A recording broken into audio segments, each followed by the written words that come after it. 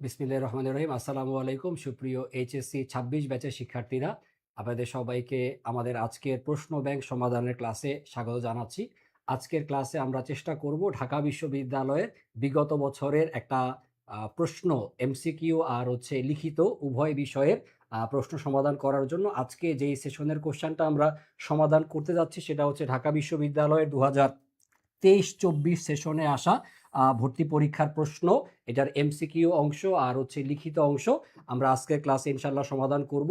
আমাদের এই প্রশ্ন ব্যাংক সমাধানের ক্লাসের যে সিরিজ আলোচনা চলতেছে, যার মধ্যে আজকে হচ্ছে অ্যাকাউন্টিং এর কোশ্চেন সমাধানের সম্ভবত এটা তৃতীয় ক্লাস। এর আগে আপনাদের অ্যাকাউন্টিং এর কোশ্চেন সমাধানের অলরেডি 2টা ক্লাস হয়েছে, যেখানে আমাদের সবার প্রিয় রাকিব স্যার অলরেডি 2টা সেশনের কোশ্চেন হচ্ছে সমাধান করে গেছেন। তো আজকের ক্লাসে চেষ্টা করব আমি হচ্ছে ঢাকা বিশ্ববিদ্যালয়ের এই 2023-24 সেশনের কোশ্চেনটা সমাধান করার জন্য। সো যারা যারা আমাদের সাথে নিয়মিত এই লাইভ ক্লাসগুলো করছেন, সবাই আশা করি দ্রুত ক্লাসে জয়েন হয়ে যাবেন এবং সবার বন্ধু বান্ধবদেরকে একটু দ্রুত ডেকে নেওয়ার চেষ্টা করবেন। ওকে, সবাই জাস্ট আমাকে জানান যে ঠিকমতো শুনতে পাচ্ছেন কিনা। সবাই আমাকে ঠিকমতো শুনতে পাচ্ছেন কিনা এটা একটু মেক শিওর করেন। সবাই আমাকে ঠিকঠাক মতো শুনতে পাচ্ছি কিনা, এবং সবাই যার যার বন্ধু বান্ধবদেরকে একটু দ্রুত ডেকে নেই। আজকের ক্লাসে আমরা যে টপিকটা সমাধান করব, সেখান থেকে আমরা শুরুতেই দেখে নিতে চাই যে যে 2023-24 সেশনে আমাদের যেই এমসিকিউ থেকে যে 12টা প্রশ্ন আসছে, সেই 12টা প্রশ্ন বেসিক্যালি কোন কোন টপিক থেকে আসছে আমরা সেই টপিকের নামগুলো হচ্ছে ক্লাসের শুরুতে জানবো। আর তারপরে সেই টপিক থেকে কোন প্রশ্ন আসছে, তার অপশনগুলো কি এবং তার সমাধানগুলো কিভাবে হবে, সেগুলো আমরা একটু বুঝে নেওয়ার চেষ্টা করব। সবাই জাস্ট আমাকে জানান যে ঠিকমতো আমাকে সবাই শুনতে পাচ্ছেন কিনা, এবং সবাই প্রত্যেকের বন্ধু বান্ধবদেরকে একটু দ্রুত ক্লাসের মধ্যে ডেকে নিয়ে আসেন। সবাই জানান যে ঠিকঠাক মতো আমাকে শুনতে পাচ্ছেন কিনা। বোর্ডের লেখা আশা করি স্পষ্ট ক্লিয়ার দেখতে পাওয়ার কথা, কারণ মাথার উপরে ডানে বামে প্রচুর পরিমাণে লাইটের ব্যবস্থা আছে। জাস্ট সাউন্ডটা ঠিকমতো আমাকে শুনতে পাচ্ছেন কিনা। ওকে, সবাই আমাকে ঠিকমতো শুনতে পাচ্ছেন কিনা এটা সবার আগে মেক শিওর করেন, এবং সবাই যার যার ফ্রেন্ডদেরকে একটু ক্লাসের মধ্যে মেনশন করি। আজকের ক্লাসে আমরা 2023-24 সেশনের প্রশ্ন সমাধান করতে যাচ্ছি। এই প্রশ্নটা আপনাদের ভর্তি পরীক্ষার মোটামুটি কোন কোন টপিক থেকে অ্যাকাউন্টিংয়ে প্রশ্ন আসে সেই টপিকগুলো বুঝতে আপনাদেরকে সহযোগিতা করবে বলে আমার কাছে মনে হয়। ওকে, আসেন শুরু করি। আমাদের আজকে যে প্রশ্ন 12টা এমসিকিউ, সেই 12টা এমসিকিউর মধ্যে আমরা দেখব যে থিওরিটিক্যাল প্রশ্ন আসছে হচ্ছে 8টা, আর হচ্ছে ম্যাথ যে জায়গাটাতে আমরা প্রচুর পরিমাণে ভয় পাই, ম্যাথ থেকে প্রশ্নের সংখ্যা হচ্ছে 4টা, টোটাল 8 এবং 4, অর্থাৎ এমসিকিউ অংশের হচ্ছে মোট 12টা প্রশ্ন। এমসিকিউর 12টা প্রশ্নের মধ্যে খেয়াল করবেন আপনার অনুপাত বিশ্লেষণ এই টপিক থেকে থিওরিটিক্যাল প্রশ্ন যেমন আসছে, তার পাশাপাশি অনুপাত বিশ্লেষণ থেকে কিন্তু একটা ম্যাথও আমাদের পরীক্ষাতে আসছে। তারপরে খেয়াল করে দেখেন অবচয় টপিক থেকে একটা থিওরিটিক্যাল প্রশ্ন আসছে, অবচয় টপিক থেকে একটা ম্যাথমেটিক্যাল প্রশ্ন আসছে। খেয়াল করেন আমি যে প্রশ্নের 12টা সিকোয়েন্স দেখানোর চেষ্টা করতেছি, এখানে যে লাইনগুলো নীল কালার দিয়ে লেখা আছে এগুলো হচ্ছে অঙ্ক অর্থাৎ ম্যাথ। কোশ্চেন নাম্বার 31, কোশ্চেন 33, 34, 35, এই 4টা হচ্ছে আমাদের ম্যাথ। সো ম্যাথ আসছে কোন কোন টপিক থেকে? অবচয় থেকে ম্যাথ দেখতে পাচ্ছি, অনুপাত বিশ্লেষণের ম্যাথ দেখতে পাচ্ছি আমরা কয়টা? 2টা অনুপাত বিশ্লেষণের ম্যাথ, আর একটা প্রশ্ন আসছে হচ্ছে একতরফা দাখিলা পদ্ধতি থেকে। সো বলাই যায় যে আমাদের ভর্তি পরীক্ষার জন্য অবচয় টপিকটা, অনুপাত বিশ্লেষণ টপিকটা অবশ্যই অবশ্যই গুরুত্ব দিয়ে আপনাদেরকে শিখতে হবে, কারণ এই টপিক থেকে প্রত্যেক বছরই আমরা প্রশ্ন আসতে দেখতেছি। তার পাশাপাশি খেয়াল করবেন সমন্বয় দাখিলা থেকে একটা প্রশ্ন তো প্রত্যেক বছর থাকবে, এর তো কোনো মিস হওয়ার কোনো সুযোগ নাই। সমন্বয় দাখিলা থেকে প্রশ্ন ছিল ওই বছরে 2টা, আর হচ্ছে হিসাব বিজ্ঞানের নীতিমালা থেকে প্রশ্ন আসছে, উৎপাদন ব্যয় হিসাব থেকে আসছে হচ্ছে প্রশ্ন। আরেকটা খুব সহজ টপিক বাট প্রায় বছর ইউনিভার্সিটি পরীক্ষাতে আসতে দেখা যাচ্ছে, সেই টপিকটার নাম হচ্ছে বিলম্বিত মুনাফা জাতীয় ব্যয়। সো এই মোট 12টা এমসিকিউ আমরা ক্লাসে সবাই মিলে সমাধান করব। সবাই যদি আমাকে ঠিকঠাক মতো শুনতে পেয়ে থাকেন, আসেন আমরা আমাদের ক্লাসের আলোচনা শুরু করে দিতে চাই। শুরুতেই কোশ্চেন নাম্বার 25। কোশ্চেন নাম্বার 25 এটা হচ্ছে আমাদের অ্যাকাউন্টিং এর প্রথম প্রশ্ন, কারণ আমাদের বাংলা থেকে যে প্রশ্ন আসে 1 থেকে 12 হচ্ছে বাংলা, তারপরে হচ্ছে 13 থেকে 24 পর্যন্ত হচ্ছে ইংরেজি। ইংরেজিতে কিন্তু স্যার পাস করা লাগবে, ইংরেজির 12টা এমসিকিউতে আপনাকে পাস নাম্বার 5 তুলতে হবে। আর আসেন এবার অ্যাকাউন্টিং এর কোশ্চেন নাম্বার 25 থেকে আমরা আলোচনা শুরু করে দিই। যারা যারা ক্লাসে জয়েন করছেন, সুব্রত, বৈদ্য, তারপরে সুমাইয়া বিনতে কামাল, তারপরে হচ্ছে শারমিন আক্তার মিম, প্রবিশ, সূত্রধর। ওকে, আসেন সবাই একটু ফ্রেন্ডদেরকে মেনশন করে দিয়েন যাতে ক্লাসটা সবাই মিলে যেন দেখতে পারি। আসেন প্রথম প্রশ্ন, কোশ্চেন নাম্বার 25, অন্য সব কিছু অপরিবর্তিত থাকলে নিচের কোন লেনদেনটি চলতি অনুপাতে কোনো প্রভাব ফেলবে না? অর্থাৎ চলতি অনুপাত প্রভাবিত হবে না বা চলতি অনুপাতের কোনো পরিবর্তন হবে না, চলতি অনুপাতে কোনো প্রভাব হবে না বা চলতি অনুপাতের কোনো পরিবর্তন হবে না। এটা হচ্ছে প্রথম প্রশ্ন আমাদের। তো শুরুতে জেনে নেই যে চলতি অনুপাতের বেসিক্যালি সূত্রটা কি। চলতি অনুপাতের সূত্র আমরা জানি যে চলতি সম্পত্তি আর ডিভাইডেড বাই হচ্ছে চলতি দায়। সো চলতি অনুপাতে যদি কোনো প্রভাব না ফেলে বা চলতি অনুপাত যদি পরিবর্তন না হয়, এই ক্ষেত্রে জাস্ট দুইটা কথা মাথায় রাখেন, তাহলে আপনি অ্যান্সার বের করাটা খুব সহজ। প্রথম কথা যেটা, সেটা হচ্ছে আপনার উপরের যে উপাদানটা অর্থাৎ চলতি সম্পত্তি, চলতি সম্পত্তির পরিমাণটা একবার বৃদ্ধি পাবে, চলতি সম্পত্তির পরিমাণটা একবার হ্রাস পাবে যে লেনদেনের মাধ্যমে, অথবা নিচের যে উপাদানটা অর্থাৎ চলতি দায় এর পরিমাণ যদি চলতি দায় বৃদ্ধি পায় অথবা চলতি দায় হ্রাস পায়, যে লেনদেনের মাধ্যমে এই দুইটা ঘটনা ঘটবে সেটাই হবে হচ্ছে আমাদের পরীক্ষার কোশ্চেনের অ্যান্সার। চলতি সম্পত্তির হ্রাস বৃদ্ধি অথবা চলতি দায়ের হ্রাস বৃদ্ধি। ওকে, খেয়াল করে এখানে যে অপশনগুলো দেওয়া আছে এখান থেকে আমাদের সঠিক উত্তর যেটা হওয়ার কথা সেটা হচ্ছে অপশন নাম্বার ডি। খেয়াল করেন ডি নাম্বার অপশনটাকে কেন আমরা উত্তর নিব। ডি নাম্বার অপশনে বলা আছে ব্যবসায়িক মজুদ, যেটা একটা চলতি সম্পত্তিকে নির্দেশ করে। এই ব্যবসায়িক মজুদ পণ্য নগদে বিক্রয় করা হয়েছে, এখানে নগদ অন্য আরেকটা চলতি সম্পত্তিকে নির্দেশ করতেছে। তাহলে ব্যবসায়িক মজুদ যদি আপনি নগদে বিক্রয় করেন তাহলে ব্যবসায়িক মজুদ নামক চলতি সম্পত্তির পরিমাণ হ্রাস পাবে, অপরদিকে নগদে বিক্রয়ের ফলে নগদ নামক চলতি সম্পত্তির পরিমাণ বৃদ্ধি পাবে। ব্যবসায়িক মজুদ পণ্য নগদে বিক্রয়ের ফলে চলতি সম্পত্তির বৃদ্ধি, চলতি সম্পত্তির হ্রাস। যত টাকা বাড়ছিল ঠিক তত টাকাই আপনি কমায় দিলেন, এর ফলে চলতি অনুপাতের কোনো প্রভাব হবে না বা কোনো পরিবর্তন হবে না। সঠিক উত্তর হবে হচ্ছে অপশন নাম্বার ডি। বাকি যে অপশনগুলো দেওয়া আছে খেয়াল করেন, দীর্ঘমেয়াদী ঋণ, এটা চলতি অনুপাতকে কোনোভাবেই প্রভাবিত, চলতি অনুপাতের মধ্যে তো স্যার দীর্ঘমেয়াদী ঋণ আসবে না। নগদে স্থায়ী সম্পত্তি, এটাও চলতি অনুপাতের মধ্যে বিবেচ্য বিষয় না। বি নাম্বার অপশনে কনফিউশন পড়তে পারি, বাট বি নাম্বার অপশনে বলা আছে বিবিধ পাওনাদারকে নগদে আপনি প্রদান করছেন, বিবিধ পাওনাদারকে নগদে প্রদান করার ফলে যে ঘটনাটা ঘটে, এখানে চলতি দায়, পাওনাদার নামক চলতি দায়ের পরিমাণ হ্রাস পায়, আর হচ্ছে অপর দিকে নগদ নামক চলতি সম্পত্তির পরিমাণ হ্রাস পায়। চলতি দায় হ্রাস পাচ্ছে, চলতি সম্পত্তি হ্রাস পাচ্ছে। চলতি সম্পত্তি চলতি দায় এই যদি হয় তাহলে কিন্তু আপনার চলতি অনুপাতকে এটা প্রভাবিত করবে। আমি যে নিয়ম আপনাদেরকে বলে দিছি সেটা হচ্ছে এই যে চলতি সম্পত্তি অথবা চলতি দায় যে কোনো একটা উপাদান সমপরিমাণ টাকায় বৃদ্ধি, সমপরিমাণ টাকায় হ্রাস, সেই থিওরি অনুযায়ী অ্যান্সার হচ্ছে কোনটা? Option number D. এই রকমের আরো কিছু লেনদেন আমি একটু বোর্ডে লিখে দিচ্ছি, আপনারা যদি সম্ভব হয় যার যার খাতার মধ্যে একটু লিখে নিন, কারণ এই টাইপের প্রশ্ন মাঝে মধ্যেই পরীক্ষাতে আসতে দেখা যায়। যেমন আমি একটা উদাহরণ হিসেবে লিখতে পারি, দেনাদার হতে নগদে আদায়, দেনাদার হতে নগদে আদায়, দেনাদার হতে নগদ টাকা আপনি আদায় করলেন, দেনাদার থেকে নগদে আদায় করলে কি হবে?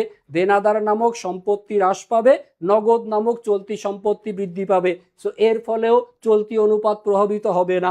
আরো একটা আমি আপনাদেরকে উদাহরণ বলে দিচ্ছি, সেটা হচ্ছে পাওনাদারের বিলে স্বীকৃতি প্রদান, পাওনাদারের বিলে স্বীকৃতি প্রদান, পাওনাদারের বিলে স্বীকৃতি প্রদান।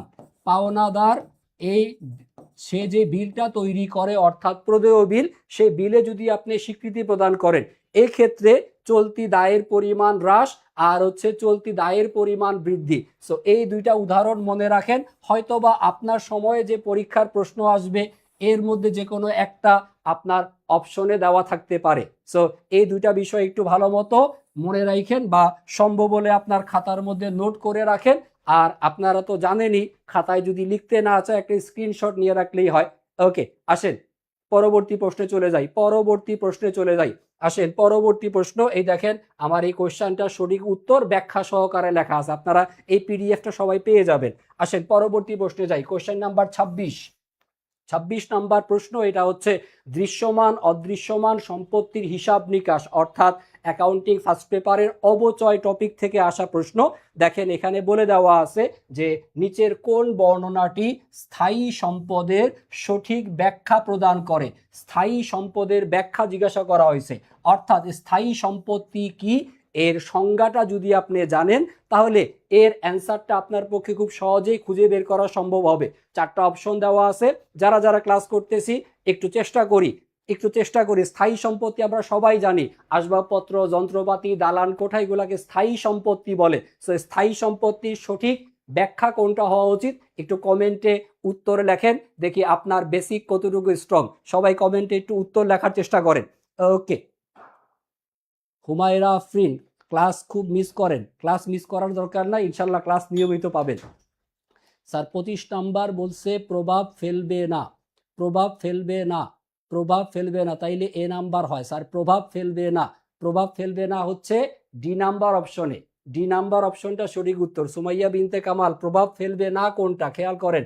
প্রভাব ফেলবে না হচ্ছে যে চলতি সম্পত্তির হ্রাস, চলতি সম্পত্তির বৃদ্ধি, এটা চলতি অনুপাতকে প্রভাব ফেলবে না। আর বাকি সবগুলার ফলে কিন্তু প্রভাবিত হবে। বাকি এ বি সি 3 জায়গাতে প্রভাবিত হবে। আর ডি নাম্বার অপশনে হচ্ছে প্রভাব ফেলবে না, এজন্য সঠিক উত্তর হচ্ছে ডি নাম্বার অপশন। ওকে, কোশ্চেন নাম্বার 26 পড়তেছিলাম আমরা। স্থায়ী সম্পদের সঠিক ব্যাখ্যা চাচ্ছি আমরা।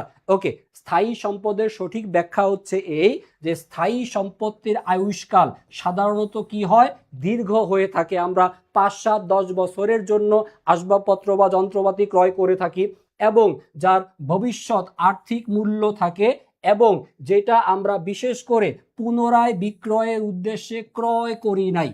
এটা পুনরায় বিক্রয় করা আমাদের উদ্দেশ্য না। উদ্দেশ্য কি?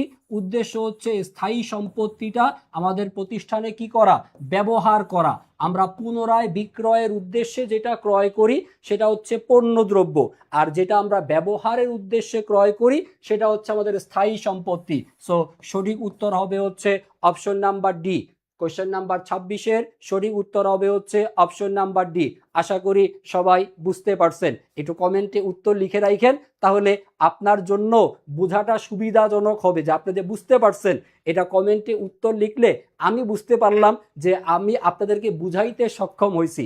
অপশন নাম্বার ডি হচ্ছে স্থায়ী সম্পদের সঠিক ব্যাখ্যা। ওকে, আসেন পরবর্তী প্রশ্নে যাই।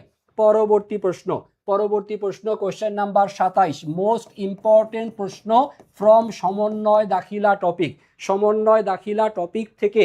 এই যে অনুপার্জিত আয়, এটাকে সমন্বয় দাখিলা মানে সমন্বয় করার ফলে কি প্রভাব হয়, এই প্রশ্নটা স্যার ঢাকা বিশ্ববিদ্যালয় কমপক্ষে 5 থেকে 6 বার এখন পর্যন্ত আসছে। অন্যান্য যে কোনো বিশ্ববিদ্যালয়ের ভর্তি পরীক্ষার প্রশ্ন আপনি খুলে দেখেন, অনুপার্জিত আয়ের সমন্বয় প্রত্যেকটা ইউনিভার্সিটির পরীক্ষাতে একাধিকবার করে আসছে। সো অনুপার্জিত আয় কিভাবে শিখবো আমরা, খেয়াল করে দেখেন। অনুপার্জিত আয় এর অন্য নাম কি? অনুপার্জিত আয়ের অন্য নাম আমরা বলতে পারি হচ্ছে অনার্জিত রাজস্ব, অর্থাৎ যে রাজস্বটা বা যে আয়টা এখনো আমাদের অর্জিত হয় নাই। অর্থাৎ আমরা আয় বাবদ টাকা যদি অগ্রিম পেয়ে থাকি, অগ্রিম প্রাপ্ত আয়, যে আয়ের টাকা অর্জিত হওয়ার পূর্বে আপনি অগ্রিম পাইছেন, এটাকে অনুপার্জিত আয় বলা হয়ে থাকে। তাহলে অনুপার্জিত আয় যেটা অর্জিত হয় নাই, আয় যদি অর্জিত না হয় তাহলে সেটাকে আমরা কি হিসেবে চিহ্নিত করব? দায়। কোন ধরনের দায়? চলতি দায়। মনে রাখেন, অনুপার্জিত আয় কোন ধরনের হিসাব? দায়বাচক হিসাব। তাহলে অনুপার্জিত আয় যখন আমরা বছরের শুরুতে বা হিসাবকাল শুরুতে অগ্রিম আয় বাবদ টাকাটা পাই, তখন আমরা এই অনুপার্জিত আয়কে চলতি দায় হিসেবে লিপিবদ্ধ করে থাকি। তারপরে যখন বছর শেষ হয়ে যায়, বছর শেষ হলে এই অনুপার্জিত আয়ের একটা অংশ আমাদের কি হয়? অর্জিত হয়। আমাদের অনুপার্জিত আয়ের একটা অংশ হিসাবকাল শেষে কি হবে? অর্জিত হবে। সো যখন আয়টা অর্জিত হবে, কখন? হিসাবকাল শেষে। আয় অর্জিত হলে আমাদের এই আয়ের পরিমাণটা কি হবে? বৃদ্ধি পাবে। আয় বছরের শেষে অর্জিত হলে আয়ের পরিমাণ বৃদ্ধি। আর এই যে আমাদের দায় যেটা বছরের শুরুতে ছিল, এই দায়ের পরিমাণটা কি হবে? হ্রাস পেয়ে যাবে। অর্থাৎ এই দায়টা পরিবর্তন হয়ে কিসে রূপান্তরিত হচ্ছে? আয়ে রূপান্তরিত হচ্ছে। সো অনুপার্জিত আয়কে সমন্বয় করা হলে আয়ের পরিমাণ বৃদ্ধি পায়, দায়ের পরিমাণ হ্রাস পায়। সো এর জন্য প্রয়োজনীয় সমন্বয় দাখিলা যেটা হবে, সমন্বয় দাখিলাটা হবে হচ্ছে এই যে অনুপার্জিত আয় যেটা দায়বাচক হিসাব, এইটা হবে ডেবিট, আর হচ্ছে সংশ্লিষ্ট আয় হিসাব এইটা হয়ে যাবে হচ্ছে ক্রেডিট। অনুপার্জিত আয় হিসাব ডেবিট, এর ফলে দায়ের পরিমাণ হ্রাস পাবে, এবং আয় হিসাব ক্রেডিট, যার ফলে আমাদের আয়ের পরিমাণ বৃদ্ধি পাবে। কখন? সমন্বয় দাখিলা দেওয়া হলে। সো সঠিক উত্তর পাচ্ছি আমরা এ নাম্বার অপশনে। দায়ের পরিমাণকে হ্রাস করে, রাজস্ব আয়ের পরিমাণকে বৃদ্ধি করে। সো আমরা শিখলাম অনুপার্জিত আয় এটাকে প্রাথমিকভাবে আমরা স্বাভাবিক নিয়মে কি হিসাবে লিপিবদ্ধ করি? এটাকে স্বাভাবিক নিয়মে আমরা দায় হিসেবে চিহ্নিত করি। সমন্বয় দাখিলা যদি না দেওয়া হয়, সমন্বয় দাখিলা না দেওয়া হলে, শিখে রাখেন এই বিষয়টাও, সমন্বয় না করা হলে কি হবে? সমন্বয় না করা হলে, সমন্বয় না করা হলে আমাদের দায় হিসাবে টাকার পরিমাণ দেখাবে বেশি এবং আয়ের পরিমাণকে দেখাবে কম। সমন্বয় না করা হলে দায়কে দেখাবে বেশি, আয়কে দেখাবে কম। আর হিসাবকাল শেষে বা বছরের শেষে সমন্বয় দাখিলা প্রদানের ফলে দায়ের পরিমাণ হ্রাস পাবে, আয়ের পরিমাণ বৃদ্ধি পাবে। দায় হ্রাস পেলে দায় হিসাব হবে ডেবিট, এবং আয়ের পরিমাণ বৃদ্ধি পেলে আয় হিসাব হবে হচ্ছে ক্রেডিট। আশা করি ক্লিয়ার সবার কাছে। এখান থেকে 3 টাইপের প্রশ্ন আসতে পারে আপনার পরীক্ষায়। প্রথম প্রশ্ন, অনুপার্জিত আয় কোন ধরনের হিসাব? অনুপার্জিত আয় হচ্ছে চলতি দায়। সেকেন্ড প্রশ্ন, অনুপার্জিত আয়কে সমন্বয় না করা হলে কি হবে? সমন্বয় না করা হলে দায়কে বেশি দেখানো হবে, আয়কে কম দেখানো হবে। লাস্ট প্রশ্ন, যেটা অনেকগুলো ইউনিভার্সিটির পরীক্ষাতে আসছে, অনুপার্জিত আয়কে সমন্বয় করলে দায়ের পরিমাণ হ্রাস, আয় বা রাজস্বের পরিমাণ বৃদ্ধি। আশা করি ক্লিয়ার সবার কাছে। আসেন এবার পরবর্তী প্রশ্ন দেখব, কোশ্চেন নাম্বার 28।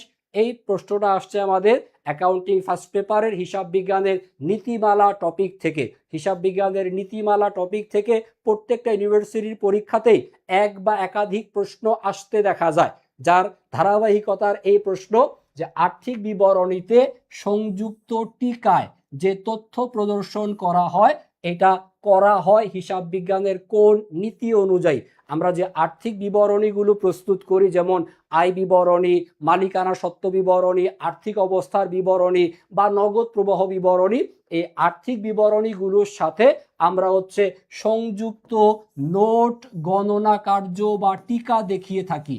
আর্থিক বিবরণীতে সংযুক্ত নোট অথবা আর্থিক বিবরণীতে সংযুক্ত গণনা কার্য, যে আমরা অবচয়ের যে ধার্য করলাম, যন্ত্রপাতির ওপর অবচয় ধার্য করলাম, অবচয়ের ক্যালকুলেশনটা কিভাবে করা হয়েছে সে গণনা কার্যটা টিকা আকারে দেখানো।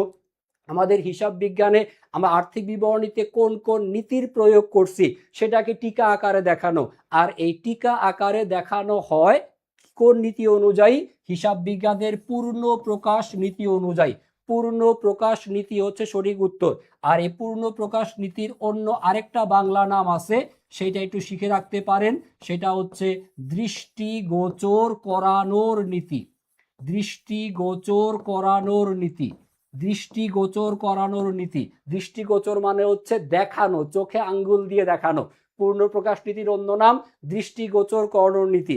বেসিক্যালি এই পূর্ণ প্রকাশ নীতি অনুযায়ী আমরা যে নোট, গণনা কার্য ও টিকা এই যে অংশটা করি, এই অংশটা বেসিক্যালি করা হয় আমাদের হিসাব বিজ্ঞান তথ্যের যারা বহিস্থ ব্যবহারকারী, হিসাব বিজ্ঞান তথ্যের যারা বহিস্থ বা বাহ্যিক ব্যবহারকারী, external user of accounting information, এই বহিস্থ ব্যবহারকারীদের বোধগম্য হওয়ার সুবিধার্থে, যাতে বহিস্থ ব্যবহারকারীরা আর্থিক বিবরণীটা খুব সহজেই বুঝতে পারে, তাদের বুঝার সুবিধার্থে এই জিনিসগুলো আমরা নোট বা টিকা আকারে প্রকাশ করি।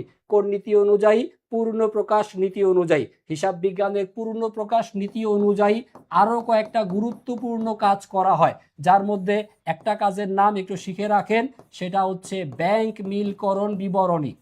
ব্যাংক মিলকরণ বিবরণী আমরা প্রস্তুত করা শিখে আসছি। অ্যাকাউন্টিং ফার্স্ট পেপারে ছিল ব্যাংক মিলকরণ বিবরণী, পাস বইয়ের জের আর নগদান বইয়ের জেরকে মিল করা। এই ব্যাংক মিলকরণ বিবরণী এইটা প্রস্তুত করা হয় কোন নীতি অনুযায়ী? পূর্ণ প্রকাশ নীতি অনুযায়ী। তাহলে আর্থিক বিবরণীতে সংযুক্ত নোট, গণনা কার্য, টিকা, ব্যাংক মিলকরণ বিবরণী এগুলো করা হয় কোন নীতি অনুযায়ী? পূর্ণ প্রকাশ নীতি অনুযায়ী। আরেকটা তথ্য দিয়ে রাখি, সেটা হচ্ছে আপনারা ক্লাস 9-10 মধ্যে শিখছেন, জাবেদা লেখা শিখছেন না? যে কর্মচারীদের বেতন দেওয়া হলো, বেতন হিসাব ডেবিট, নগদান হিসাব ক্রেডিট। স্যার জাবেদা লেখার পরে নিচে ব্র্যাকেট দিয়ে জাবেদায় ব্যাখ্যা লিখতেন, মনে আছে? খুব বিরক্তিকর একটা কাজ জাবেদার মধ্যে ব্যাখ্যা লেখা। এই যে জাবেদার মধ্যে যে আমরা ব্যাখ্যা লিখি, এই জাবেদায় ব্যাখ্যা প্রদান করা হয় কোন নীতি অনুযায়ী? জাবেদায় ব্যাখ্যা প্রদান করা হয় পূর্ণ প্রকাশ নীতি অনুযায়ী। জাবেদায় ব্যাখ্যা প্রদান করা হবে পূর্ণ প্রকাশ নীতি অনুযায়ী। তাহলে প্রশ্ন একটা ছিল, একাধিক তথ্য আপনারা শিখে রাখার সুযোগ পাচ্ছেন, কারণ এটাই যে পরীক্ষাতে আসবে এমন না, এই রিলেটেড যে কোনো প্রশ্ন পরীক্ষাতে আসতে পারে। সো যখন একটা টপিক শিখবেন, ওই টপিকের যা যা আছে সবগুলো বিষয় যদি আপনি শিখে রাখতে পারেন, তাহলে আপনার শেখাটা পূর্ণাঙ্গ হলো। আশা করি বুঝতে পারছি, আশা করি বুঝতে পারছি। ওকে, একজন প্রশ্ন করছেন, এসকে সাকিব খান ৩,৮০০ টাকা ম্যানেজ হয়েছে, ভর্তি হইতে কি পারবেন? স্যার আর খুব বেশি না, আপনি ভর্তি হওয়া থেকে আর মনে হয় কত 200 টাকা পিছনে আছেন। একটু চেষ্টা করেন আমাদের কাস্টমার সার্ভিসে একটু মেসেজ দিয়ে রাখতে, দেখেন ওনারা যদি দয়া পরবশ হয় তাহলে একটু কম রাখলেও রাখতে পারে। আর যদি সম্ভব হয় আর 200 টাকা কষ্ট করে জোগাড় করে ফেলেন। 3800 টাকা যে জোগাড় করতে পারে তার জন্য 200 টাকা আশা করি খুব একটা কঠিন কিছু হওয়ার কথা না। ওকে, আসেন আমরা পরবর্তী প্রশ্নে যাই। পরবর্তী প্রশ্ন কোশ্চেন নাম্বার 29, সমন্বয় দাখিলা থেকে আসা আরো একটা প্রশ্ন। এসকে সাকিব খান, আপনি কাস্টমার সাপোর্টে মেসেজ দিয়ে রাখেন, আমি ইনশাল্লাহ ক্লাস শেষে আপনার ব্যাপারে একটু রিকোয়েস্ট করার চেষ্টা করব, দেখি ভাইয়ারা আপনাকে ভর্তি রাখে কিনা। আচ্ছা আসেন পরবর্তী প্রশ্ন দেখি সবাই। চৈতি লিমিটেড ভুল ক্রমে বকেয়া সেবা আয়, বকেয়া সেবা আয়, আমরা কাস্টমারদেরকে সেবা দিছি যার বিনিময়ে আমাদের নগদ টাকা পাওয়ার কথা, বাট এই আয়টা যেটা এখনো বকেয়া আছে এটার সমন্বয় সাধন করে নাই, সমন্বয় সাধন করা হয়নি, অর্থাৎ বকেয়া আয় সমন্বয় করা হয়নি, বকেয়া আয়কে সমন্বয় করা হয়নি। বকেয়া আয় সমন্বয় না করা হলে কি প্রভাব হবে, এটা হচ্ছে প্রশ্ন। বকেয়া আয়কে সমন্বয় না করা হলে কি প্রভাব হবে, এটা হচ্ছে আমাদের ভর্তি পরীক্ষার প্রশ্ন। আসেন শিখে নেই। বকেয়া সেবা আয়, আয় অর্জিত হয়েছে কিন্তু আয় বাবদ নগদ টাকা না পাওয়া গেলে বা নগদ টাকা না গ্রহণ করা হলে এটাকে বকেয়া আয় হিসেবে চিহ্নিত করতে হয়। যেমন আমরা ইন্টারমিডিয়েটে করে আসছি বিনিয়োগের সুদ, এর সাথে আমরা বকেয়া বিনিয়োগের সুদকে কি করি, যোগ করে দেখাই। বিনিয়োগের সুদ হচ্ছে একটা আয়, তাইলে আয়ের টাকা যদি বকেয়া থাকে, আয়ের টাকা বকেয়া থাকলে কি হবে, যোগ হবে। আয়ের টাকা বকেয়া থাকলে আয়ের সাথে যোগ হবে। তাহলে এই যে বকেয়া সেবা আয়, এটাকে যখন আমরা সমন্বয় করি, আয়কে যখন সমন্বয় করা হয় তখন আমাদের সমন্বয় করলে আয়ের পরিমাণ যেমন বৃদ্ধি পায়, পাশাপাশি এইটা সম্পত্তির পরিমাণকেও বৃদ্ধি করে। বকেয়া আয়কে সমন্বয় করা হলে আয়ের পরিমাণ বৃদ্ধি পায়, সম্পত্তির পরিমাণ বৃদ্ধি পায়। তাহলে সমন্বয় না করা হলে কি হবে, সমন্বয় না করা হলে আয়ের পরিমাণকে যেমন কম দেখানো হবে, পাশাপাশি সম্পত্তির পরিমাণকেও কম দেখানো হবে। আয় কম দেখাবে, সম্পত্তি কম দেখাবে, এইটা হচ্ছে পরীক্ষার কোশ্চেনের অ্যান্সার। তাহলে বকেয়া আয় সমন্বয় করা হলে, সমন্বয় করা হলে, সমন্বয় করা হলে কি হয়, দুইটা হিসাবই বৃদ্ধি পায়, আয়ও বৃদ্ধি পায়, সম্পত্তিও বৃদ্ধি পায়। আর সমন্বয় না করা হলে আয় কম দেখাবে, সম্পত্তিও কম দেখাবে। তাহলে সঠিক উত্তর কোথায় আছে, আয় বেশি, এটা ভুল। আয়ের পরিমাণকে দেখাবে কম, দায় হওয়ার তো কোনো সুযোগই নাই। সম্পত্তি কম দেখাবে, এইটা ঠিক আছে। সঠিক উত্তর হচ্ছে সি নাম্বার। আর মুনাফার পরিমাণ নাকি বেশি দেখাবে, দেখি তো এইটা ঠিক আছে কিনা। দেখেন, সমন্বয় না করা হলে আয়ের পরিমাণকে কি দেখাচ্ছে, কম।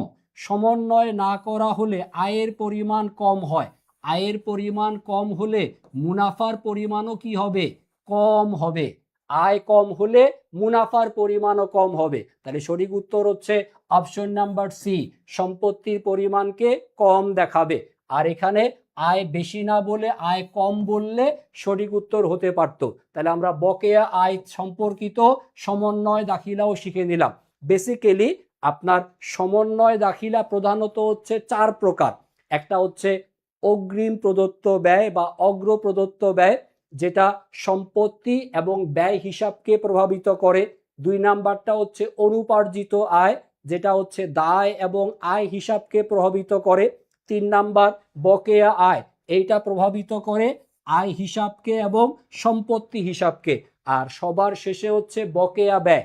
বকেয়া ব্যয় এটা হচ্ছে দায় হিসাব এবং ব্যয় হিসাবকে প্রভাবিত করে। সো এই 4টা সমন্বয় দাখিলা থেকে ম্যাক্সিমাম ইউনিভার্সিটির পরীক্ষাতে প্রশ্ন আসে। সো এই সমন্বয় দাখিলার যে বেসিক আলোচনা, এইটা শেখার জন্য ইনশাল্লাহ পেইড ব্যাচের যে ক্লাস হবে সেখানে আমরা সমন্বয় দাখিলা টপিকের উপরে একাধিক ক্লাস নিব এবং প্রশ্ন সমাধান টাইপের ক্লাস থাকবে, যেখানে আপনারা কেন এটা উত্তর, কেন এটা উত্তর না, ইনশাল্লাহ ভালো মতো শিখতে পারবেন। বাট আপাতত বকেয়া আয়ের যে সমন্বয় দাখিলাটা শিখলাম, এতটুকু ভালো মতো বুঝতে পারছেন কিনা আমাকে জানান। ওকে স্যার, সারাদিন ক্লাস বাদে এক্সট্রা কি পড়বেন? সারাদিন ক্লাস করা বাদ দিয়ে এক্সট্রা হচ্ছে আপনি ছেলে না মেয়ে দেখি তো, সারা শেখ, সারা শেখ সারাদিন ক্লাস বাদ দিয়ে বাকি সময়টা হচ্ছে বাসার কাজে আপনার মাকে হেল্প করবেন। আপনার মা রান্না বান্নার কাজে সারাদিন রান্নাঘরে প্রচুর পরিশ্রম করে, তাকে একটু হেল্প করতে পারেন। আপনি হচ্ছে শাকসবজি তরি তরকারি তাকে কেটে দিতে পারেন, হাঁড়ি পাতিল বা থালা বাসন এগুলো মেজে দিতে পারেন। এটা করলে আপনার আম্মু খুশি হয়ে আপনার জন্য দোয়া করবে। আর অবসর সময় আপনি হচ্ছে আমাদের এই ক্লাসগুলো করবেন। আর বাকি সময়টা লেখাপড়ার দরকার নাই, মাকে বাসার কাছে হেল্প করেন, তাই ইনশাল্লাহ চান্স হয়ে যাবে। ওকে, কারণ ক্লাসের পর আমরা ক্লাসেই শেষ করাই দিচ্ছি, আপনি বাকি সময়টা মাকে হেল্প করেন। আসেন পরবর্তী প্রশ্ন দেখি সবাই। পরবর্তী প্রশ্ন কোয়েশ্চেন নাম্বার 30, রূপান্তর ব্যয় বলতে কি বোঝানো হয়? রূপান্তর ব্যয় এর ইংরেজি নাম হচ্ছে কনভার্সন কস্ট। ইংরেজি নাম হচ্ছে কনভার্সন কস্ট। কনভার্ট করা কিসে কনভার্ট করা, কাকে কনভার্ট করা? আমাদের যেটা র ম্যাটেরিয়াল বা কাঁচামাল, আমাদের যে কাঁচামাল থাকে এই কাঁচামালকে আমরা রূপান্তর করি। র ম্যাটেরিয়াল বা কাঁচামাল, র ম্যাটেরিয়াল বা কাঁচামাল থেকে আমরা যে পণ্য উৎপাদন করি, উৎপাদিত পণ্য, উৎপাদিত পণ্য, র ম্যাটেরিয়াল থেকে উৎপাদিত পণ্য। র ম্যাটেরিয়াল যেমন উদাহরণস্বরূপ বললাম হচ্ছে কাপড়, কাপড় থেকে আপনি কি তৈরি করবেন? কাপড় থেকে সে ফর এক্সাম্পল আপনি হচ্ছে শার্ট তৈরি করবেন। তাহলে কাপড় থেকে কি তৈরি করতেছেন? শার্ট তৈরি করতেছেন। তাহলে র ম্যাটেরিয়াল বা কাঁচামাল থেকে পণ্যদ্রব্য উৎপাদন করতে গিয়ে, র ম্যাটেরিয়াল বা কাঁচামাল থেকে পণ্যদ্রব্য উৎপাদন করতে গিয়ে কাঁচামাল ব্যতীত, কাঁচামাল বাদে অন্যান্য যে খরচগুলো হয় তার সমষ্টিকে বলে হচ্ছে রূপান্তর ব্যয়। তাহলে রূপান্তর ব্যয় কি জিনিস? রূপান্তর ব্যয়ে আমরা কাঁচামাল বাদ দিয়ে কাঁচামালকে পণ্যদ্রব্যে রূপান্তর করতে যেই খরচগুলো হয়, কি কি খরচ হয়? কাঁচামাল বাদ দিলে আমাদের খরচ থাকে হচ্ছে প্রত্যক্ষ শ্রম বা প্রত্যক্ষ মজুরি। প্রত্যক্ষ শ্রম বা মজুরি লাগবে। আর কি লাগবে? আর লাগবে হচ্ছে আমাদের কারখানার উপরি ব্যয়। কারখানার উপরি ব্যয় বা যার অন্য নাম আপনি উৎপাদন উপরি ব্যয়ও বলতে পারেন। অর্থাৎ আপনার কারখানাতে যেই খরচগুলো হয়, প্রত্যক্ষ শ্রম আর হচ্ছে কারখানার উপরি ব্যয়, এই দুইটা বিষয়ের সমষ্টিকেই বলে হচ্ছে রূপান্তর ব্যয়। ভালো মতো মনে রাখতে হবে, রূপান্তর ব্যয়ে কাঁচামাল এইটা স্যার আসবে না, কাঁচামাল আসবে না। কাঁচামাল বাদে বাকি বিষয় দুইটা, কোনটা কোনটা কোনটা কোনটা কোনটা কোনটা? এই যে প্রত্যক্ষ শ্রমের ব্যয় আর হচ্ছে কারখানার সকল উপরি ব্যয়ের সমষ্টিগত ব্যয় বা যোগফলকে বলে হচ্ছে রূপান্তর ব্যয়। তাহলে রূপান্তর ব্যয় নির্ণয়ের ক্ষেত্রে দুটা বিষয় আসবে। রূপান্তর ব্যয়ের মধ্যে প্রত্যক্ষ শ্রম বা মজুরি আসবে এবং কারখানার সকল উপরিব্যয় আসবে। এই দুইটার যোগফলকেই রূপান্তর ব্যয় বলে। রূপান্তর ব্যয় কে আসবে না? কাঁচামাল আসবে না। আশা করি ক্লিয়ার সবার কাছে। কোশ্চেন নাম্বার 30 উত্তর হচ্ছে option number C number option. যারা যারা উত্তর দিচ্ছেন একটু আমার সাথে মিলায়ে নিয়েন। আপনার দেওয়া উত্তরটা যদি ভুল হয় কোনো সমস্যা নাই, বাট আমি যে ব্যাখ্যাটা দিচ্ছি সেই ব্যাখ্যাটা শুনে যদি আপনি মোটামুটি ক্লিয়ার হইতে পারেন, আপনি আরেকবার সঠিক উত্তরটা কমেন্টে লিখবেন। ভুল হোক, আপনার ভুল হবে, আপনি এখন শিখতে আসছেন, বাট আপনি কমেন্ট করে দেওয়ার চেষ্টা করেন যে সঠিক উত্তর আপনার কাছে কি মনে হয়, আর আমি যেটা উত্তর দিচ্ছি এর মধ্যে পার্থক্যের জায়গাটা কোন জায়গায়, আপনি ভুলটা কোথায় করতেছেন। অনেকে যে ভুলটা করি, রূপান্তর ব্যয়ে কাঁচামালকে অন্তর্ভুক্ত করি। রূপান্তর ব্যয়ে কাঁচামাল আসবে না, কাঁচামাল বাদে প্রত্যক্ষ শ্রম আর কারখানার উপরিব্যয় সমষ্টিকে বোঝানো হবে। আশা করি ক্লিয়ার সবার কাছে। ওকে, আসেন পরবর্তী প্রশ্নে যাই। পরবর্তী প্রশ্ন কোশ্চেন নাম্বার 31। এইটা আসছে হচ্ছে দৃশ্যমান অদৃশ্যমান সম্পত্তির হিসাব নিকাশ অর্থাৎ অবচয় টপিক থেকে আসা প্রশ্ন। ওকে স্যার, সব টপিক পড়ায় দিবেন আপনারা, কিন্তু সব স্যাররা বলে সারাদিন পড়তে। আমি 4 বছর ধরে ঢাকা ইউনিভার্সিটিতে পড়ার স্বপ্ন দেখতেছেন, মাশাল্লাহ। হার্ডওয়ার্কও করি, হার্ডওয়ার্ক করতে রাজি আছি। সারা শেখ, আপনার কমেন্টটা আমার কাছে ভালো লাগছে। সারা শেখ, আপনি কোন কলেজের স্টুডেন্ট? আপনার কলেজের নাম লেখেন এবং আপনার এসএসসির জিপিএটা আপনি একটু লেখেন। তারপর দেখি আপনার যে স্বপ্ন, এই স্বপ্ন পূরণ করার জন্য আপনাকে কোনো সহজ বুদ্ধি দেওয়া যায় কিনা। স্যার, সারাদিন লেখাপড়া করা এটা কোনো সুস্থ মানুষের কাজ না। সারাদিন একটা মানুষ কখনোই পড়তে পারে না, সম্ভব না। আপনি এমনভাবে লেখাপড়াটা করেন যাতে আপনার একটা পূর্ণাঙ্গ প্রিপারেশন হয় এবং আপনি আবার অসুস্থ যাতে না হয়ে পড়েন। সত্যিকার অর্থে ঢাকা বিশ্ববিদ্যালয়ে চান্স পাইতে হলে প্রথম যেটা থাকার দরকার সেটা হচ্ছে আপনার একটা ভালো জিপিএ। আপনার এসএসসির একটা ভালো জিপিএ, ইন্টারমিডিয়েট একটা ভালো জিপিএ। দ্যাট মিনস আপনি একটা ভালো স্টুডেন্ট, অর্থাৎ আপনার বেসিক মোটামুটি মোটামুটি আছে, এটা ধরে নেওয়া যায়। একটা স্টুডেন্ট যার জিপিএ যদি 3.5 হয়ে থাকে আর একটা স্টুডেন্ট যার জিপিএ 5, তাদের মধ্যে কিন্তু অনেকটুকু পার্থক্য। সো একজন 3.5, তার জন্য ঢাকা বিশ্ববিদ্যালয়ে চান্স পাওয়াটা একটু ডিফিকাল্ট, বাট একটা জিপিএ 5 বা একটা 4.5, তার জন্য চান্স পাওয়াটা রিয়েলি ইজিয়ার, খুব সহজ। সো আপনার জিপিএটা লেখেন। আর আমি আপনাকে বলে দেই যে ডেইলি কতক্ষণ আসলে পড়ার কথা। ডেইলি একটা সুস্থ মানুষের, আমাদের এই যে কমার্সের যে কোর্সটা আমাদের থাকবে, এখানে মোটামুটি ডেইলি ধরে রাখতে পারেন আপনার কমপক্ষে 2টা করে ক্লাস থাকবে। এক একটা ক্লাস 1.5 ঘন্টা থেকে 2 ঘন্টা অলমোস্ট থাকবে। সো আপনার প্রায় 3.5 থেকে 4 ঘন্টা আপনি ক্লাস করবেন, আর বাকি 4 থেকে 5 ঘন্টা যদি আপনার সেলফ স্টাডি টাইম হয়ে থাকে তাইলে আলহামদুলিল্লাহ আপনার পক্ষে চান্স পাওয়া সম্ভব। কোন college? Nizamuddin Azgar Ali degree college, Sujanagar, Pabna. Okay, পাবনার স্টুডেন্ট, আপনার জন্য শুভকামনা থাকলো। আপনার যে ডেডিকেশনটা আমি দেখলাম যে চান্স পাইতে চান এবং সেটা পাবলিকলি আপনি বলতেছেন, আল্লাহ তাআলা আপনার সহায় হোক। আপনি জাস্ট মনোযোগ সহকারে আমাদের ক্লাসগুলো করবেন আর প্রতিদিন কমপক্ষে 4 থেকে 5 ঘন্টা মনোযোগ দিয়ে পড়বেন। মনোযোগ দিয়ে পড়বেন, মনোযোগ দিয়ে পড়বেন। পড়ার সময় আল্লাহর ওয়াস্তে মোবাইলটা বন্ধ করে রাখবেন। মোবাইল বন্ধ করে যদি আপনি 4 থেকে 5 ঘন্টা মনোযোগ দিয়ে পড়তে পারেন তাহলে ইনশাল্লাহ আপনার পক্ষে চান্স পাওয়া সম্ভব। 4.5 আপনার জিপিএ, ডেফিনেটলি আপনি চান্স পাওয়ার মতো একটা পর্যায়ে আছেন। এখন বাকি সময়টুকু আগামী 3 মাস জাস্ট সিরিয়াসলি আমাদের ক্লাসগুলো করেন, ইনশাল্লাহ চান্স পেয়ে যাবেন। আসেন পরবর্তী কোশ্চেন সমাধান করি। এই প্রশ্নের মধ্যে আমাদেরকে লাভ ক্ষতির পরিমাণ কত এইটা নির্ণয় করতে বলা আছে। এটা হচ্ছে সরল রৈখিক পদ্ধতির একটা প্রশ্ন, যেখানে লাভ ক্ষতির পরিমাণ নির্ণয় করতে বলা আছে। সবাই খুব মনোযোগ দেই, কারণ এই টাইপের প্রশ্ন আপনাকে ফেস করতে হবে পরীক্ষার হলে। এই রকমের লাভ ক্ষতি নির্ণয়ের অঙ্ক অসংখ্য ইউনিভার্সিটির পরীক্ষাতে আসছে। প্রথম কথা হচ্ছে, লাভ ক্ষতি যদি আপনাকে নির্ণয় করতে বলে, আপনি সবার প্রথমে যেটা বের করবেন সেটা হচ্ছে স্যার সম্পত্তির বহিমূল্য। বহিমূল্য ইংরেজি নাম হচ্ছে বুক ভ্যালু। বহিমূল্য এইটা আপনি সবার আগে নির্ণয় করবেন। বহিমূল্য বের করার সূত্র ইন্টারমিডিয়েটে অনেকে পড়ে আসছেন। বহিমূল্য বের করার সূত্র হচ্ছে সম্পত্তির যেটা ক্রয় মূল্য, এখান থেকে আমরা সম্পত্তির উপর মোট ধার্যকৃত অবচয় অর্থাৎ পুঞ্জীভূত অবচয়ের পরিমাণকে বিয়োগ করব বা বাদ দিব। ক্রয় মূল্য থেকে কি বাদ দিবেন? পুঞ্জীভূত অবচয়কে বাদ দিবেন। তাহলে কি আসবে? বহিমূল্য। আসেন আমরা এবার প্রশ্ন পড়ি আর এখানে আসেন মান বসানোর চেষ্টা করি। প্রথম কথা, 4 বছর পূর্বে, 4 বছর আগে ঝিলমিল ট্রেডার্স 5,50,000 টাকা ব্যয়ে একটা অফিস সরঞ্জাম ক্রয় করে। তাহলে সরঞ্জামের ক্রয় মূল্য কত? 5,50,000 টাকা। প্রথম ইনফরমেশন পাইলাম সম্পত্তির ক্রয় মূল্য 5,50,000 টাকা। লিখছি? একটু খাতার মধ্যে লেখেন আমার সাথে সাথে, তাহলে একদম শেখা হয়ে যাবে সবার। ওকে, ক্রয় মূল্য 5,50,000 টাকা, যার 10 বছর বলা আছে কি আনুমানিক আয়ুষ্কাল, আর আনুমানিক আয়ুষ্কাল শেষে ভগ্নাবশেষ মূল্য বলা আছে কত? 50,000 টাকা হবে।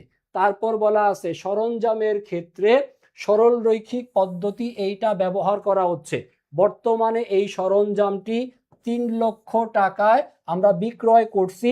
সো বিক্রয়ের ফলে লাভ ক্ষতির পরিমাণ কত হবে নির্ণয় করা লাগবে। ওকে, তাহলে আমরা ক্রয় মূল্যটা জানলাম, বাট পুঞ্জীভূত অবচয়ের পরিমাণটা বের করব কিভাবে? পুঞ্জীভূত অবচয় বের করার জন্য আপনি প্রথমে বের করে নেন সম্পত্তির বার্ষিক অবচয়, অর্থাৎ প্রত্যেক বছরে অবচয় কত টাকা হবে, প্রত্যেক বছরের অবচয় বের করব। কিভাবে করি মনোযোগ দিয়ে দেখেন বোর্ডে। অবচয় বের করার জন্য আমরা জানি সম্পত্তির ক্রয় মূল্য থেকে কাকে বাদ দিতে হয়? ক্রয় মূল্য থেকে কাকে বাদ দিব আমরা? ভগ্নাবশেষ মূল্যকে। ক্রয় মূল্য ছিল 5,50,000 টাকা, এখান থেকে বাদ দিবেন ভগ্নাবশেষ মূল্য 50,000 টাকা। ক্রয় মূল্য থেকে ভগ্নাবশেষ মূল্য বাদ দিলে আসে অবচয়যোগ্য মূল্য, তাকে ভাগ করতে হবে আনুমানিক আয়ুষ্কাল দ্বারা। 10 বছর বলা আছে আয়ুষ্কাল, 10 দিয়ে করব হচ্ছে ভাগ। ভাই দেখি সবাই বুঝছে কিনা, ও ভাইয়ারা আপুরা বুঝছেন কিনা? ক্রয় মূল্য থেকে ভগ্নাবশেষ মূল্য বাদ দিচ্ছি, এটাকে আনুমানিক আয়ুষ্কাল দ্বারা করব হচ্ছে ভাগ। দেখি কত আসে। 5,50,000 থেকে 50,000 বাদ দিলে আসবে হচ্ছে 5 লক্ষ টাকা। আর 5 লক্ষকে 10 দ্বারা ভাগ করলে প্রত্যেক বছরের অবচয় কত? 50,000 টাকা প্রত্যেক বছরের অবচয়। তাহলে সরল রৈখিক পদ্ধতিতে আমরা পেলাম আমাদের সম্পত্তির বার্ষিক অবচয়, প্রত্যেক বছরের অবচয় কত? 50,000। এবার পুঞ্জীভূত অবচয় মানে সম্পত্তি যত বছর ব্যবহার করছেন সেই অবচয়ের সমষ্টি। সম্পত্তিটা আমরা ব্যবহার করছি কত বছর? দেখেন প্রশ্নের শুরুতেই বলা ছিল 4 বছর পূর্বে এই সম্পত্তিটা আপনি ক্রয় করছেন। 4 বছর আগে যদি কিনে থাকেন তাহলে ব্যবহার করছেন কয় বছর? 4 বছর। তাহলে সম্পত্তি 4 বছর যদি ব্যবহার করা হয়ে থাকে, এই 50,000কে গুণ দেন 4 বছর দিয়ে, তাহলে 4 বছরের মোট অবচয় চলে আসবে। 50,000কে 4 দ্বারা গুণ করলে টাকার পরিমাণটা হবে হচ্ছে 2 লক্ষ টাকা। আর এই 2 লক্ষ টাকা হচ্ছে 4 বছরের মোট অবচয়। পদ্ধতি যেহেতু সরল রৈখিক, প্রত্যেক বছরের অবচয় তো সমান হবে, তাহলে প্রত্যেক বছরে 50,000 করে, 4 বছরে মোট কত টাকা? 2 লক্ষ টাকা পুঞ্জীভূত অবচয়। দেখি সবার কাছে এটা ক্লিয়ার কিনা, পুঞ্জীভূত অবচয় সবার কাছে ক্লিয়ার কিনা। এই যে 2 লক্ষ টাকা বের করলাম, এই 2 লক্ষ টাকা হচ্ছে সম্পত্তির পুঞ্জীভূত অবচয়। 4 বছর ব্যবহার করছেন, 4 বছরের মোট অবচয়, 4 বছরের মোট অবচয় 2 লক্ষ টাকা। এবার আমরা এসে মান বসাই। 5,50,000 থেকে বাদ দিচ্ছি পুঞ্জীভূত অবচয় 2 লক্ষ টাকা। তাহলে 5,50,000 টাকা ছিল কি ক্রয় মূল্য, থেকে পুঞ্জীভূত অবচয় বাদ। তাহলে 5,50,000 থেকে 2 লক্ষ টাকা বাদ দিলে বিয়োগফল কত হবে? 3,50,000 টাকা। এই 3,50,000 টাকা কি বের করলাম? বের করলাম সম্পত্তির বহিমূল্য। প্রত্যেকটা স্টেপ বাই স্টেপ মনোযোগ দিয়ে বুঝেন, মনোযোগ দিয়ে বুঝেন। প্রথমে আগে বাম পাশের যেটা লিখছি বার্ষিক অবচয়, এটা ক্লিয়ার কিনা? বার্ষিক অবচয় কত ছিল? 50,000। ব্যবহার করছেন কত? 4 বছর। তাহলে 4 বছরের পুঞ্জীভূত অবচয় 2 লক্ষ টাকা। এবার বের করব বহিমূল্য, ক্রয় মূল্য থেকে পুঞ্জীভূত অবচয় বাদ দিয়ে। 5,50,000 থেকে 2 লক্ষ বাদ দিয়ে কত? 3,50,000 টাকা। কি পেলাম? এটা সম্পত্তির বহিমূল্য। এবার বহিমূল্যের সাথে আপনি একটা বিষয়ের কম্পেয়ার করবেন, তুলনা করবেন। কার তুলনা করবেন? প্রশ্নে দেওয়া থাকা সম্পত্তির বিক্রয় মূল্যকে।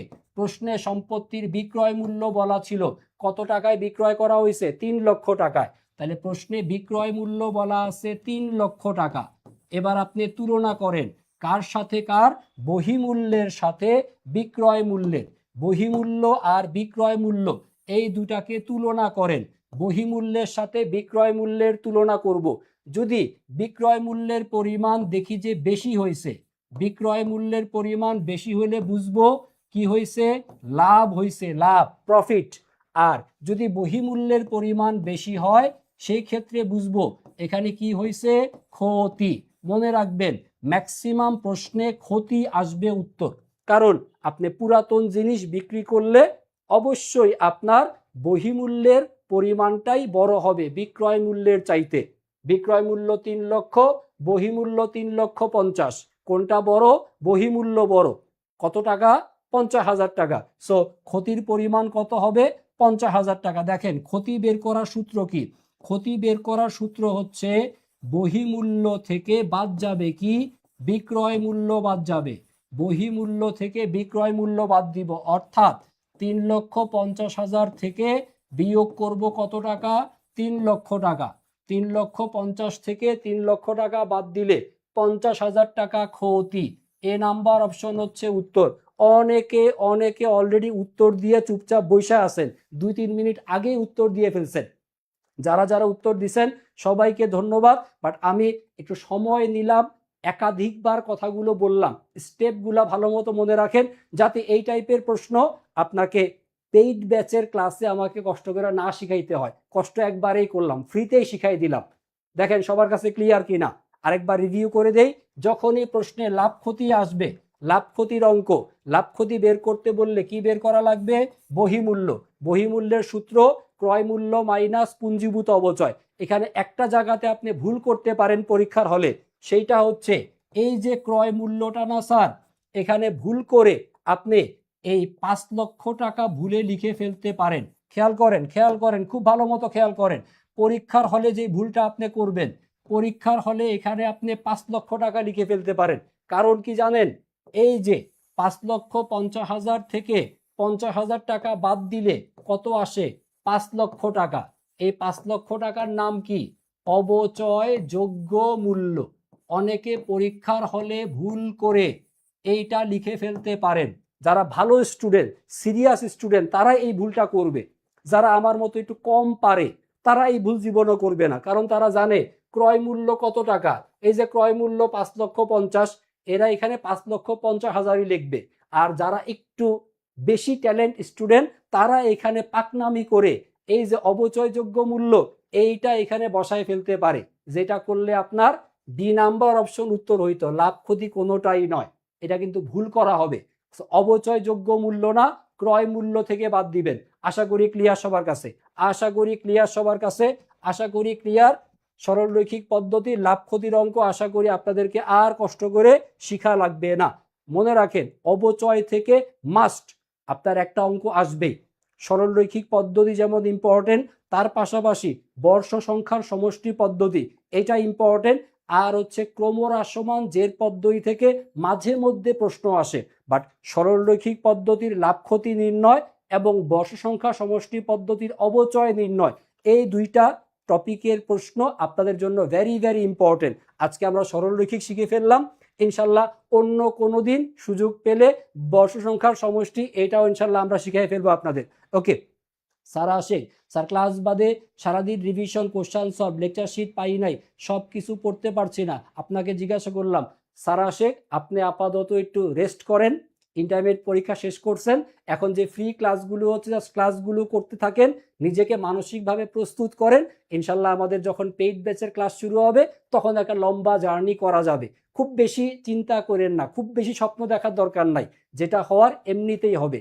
যদি আপনার স্বপ্ন থাকে ঢাকা বিশ্ববিদ্যালয়ে চান্স পেয়ে থাকার, আপনি যদি আমাদের কমার্স হান্টার্স সি ইউনিটের কমপ্লিট কোর্স, এই কোর্সটাতে যদি ভর্তি হয়ে থাকেন, আর যদি আমাদের এই যে যতগুলো মেন্টর আছে এই প্রত্যেকটা মেন্টরের কাছ থেকে শুধু দোয়া চাবেন যে স্যার আমার জন্য জাস্ট একটু দোয়া করবেন, স্যার আমাদের এখানে যতজন টিচার আপনি দেখতে পাচ্ছেন এদের মধ্যে যে কোনো একজন যদি আপনার জন্য শুক্রবার দিন জুম্মার নামাজ পড়ে দুহাত তুলে বলে যে আল্লাহ তুমি সারা শেখরে চান্স পাওয়ায় দাও, আপনি ইনশাল্লাহ এমনি চান্স পেয়ে যাবে। টেনশন নেওয়ার কোনো দরকার নাই।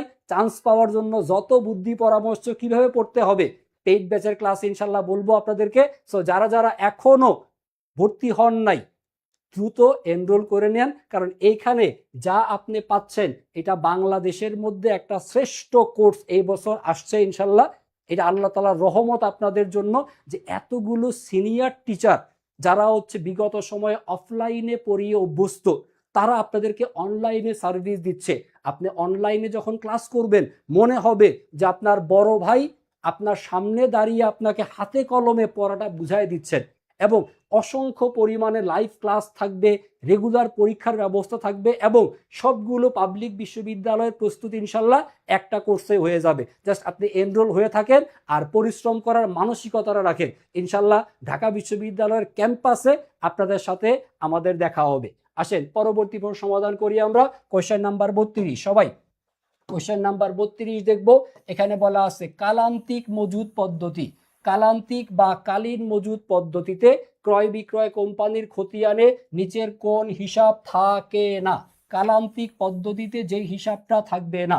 কালান্তিক পদ্ধতি হচ্ছে আমরা যে পদ্ধতিটা সাধারণত ব্যবহার করে থাকি, যে পণ্য ক্রয়কে ক্রয় হিসাবে লিপিবদ্ধ করা, ক্রয় পরিবহনের জন্য আলাদা হিসাব, ক্রয় ফেরতের জন্য আলাদা হিসাব, ক্রয় বাট্টার জন্য আলাদা হিসাব, এই যে পণ্য ক্রয় এবং ক্রয় সংক্রান্ত প্রত্যেকটা খরচকে আলাদা আলাদাভাবে লেখা, এটা হচ্ছে কালীন বা কালান্তিক মজুদ পদ্ধতি।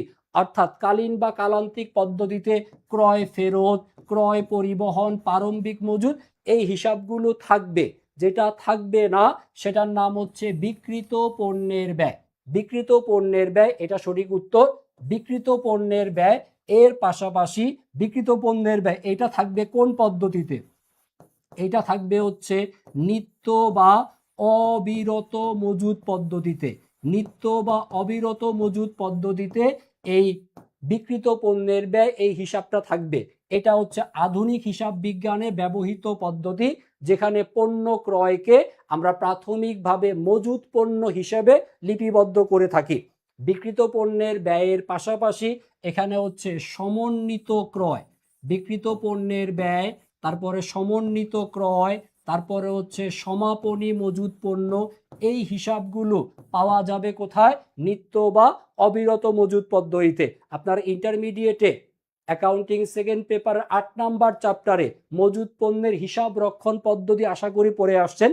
সেই মজুদ পণ্যের হিসাব রক্ষণ পদ্ধতিতে খালি আপনি ফিফো পদ্ধতি আর ভারযুক্ত গড় পদ্ধতির অঙ্কই করছেন, কিন্তু কালীন অবিরত পদ্ধতির যে থিওরিটিক্যাল পার্টটা দেওয়া ছিল ভুলেও পড়েন নাই, দরকারই হয় নাই, ওটা না পড়ে আপনি অ্যাকাউন্টিং এ প্লাস পেয়ে যাবেন। বাট এই যে বেসিকটা ইন্টারমিডিয়েটে পড়ে আসি নাই, ইনশাল্লাহ পেইড ব্যাচের ক্লাসে পড়াই দিব।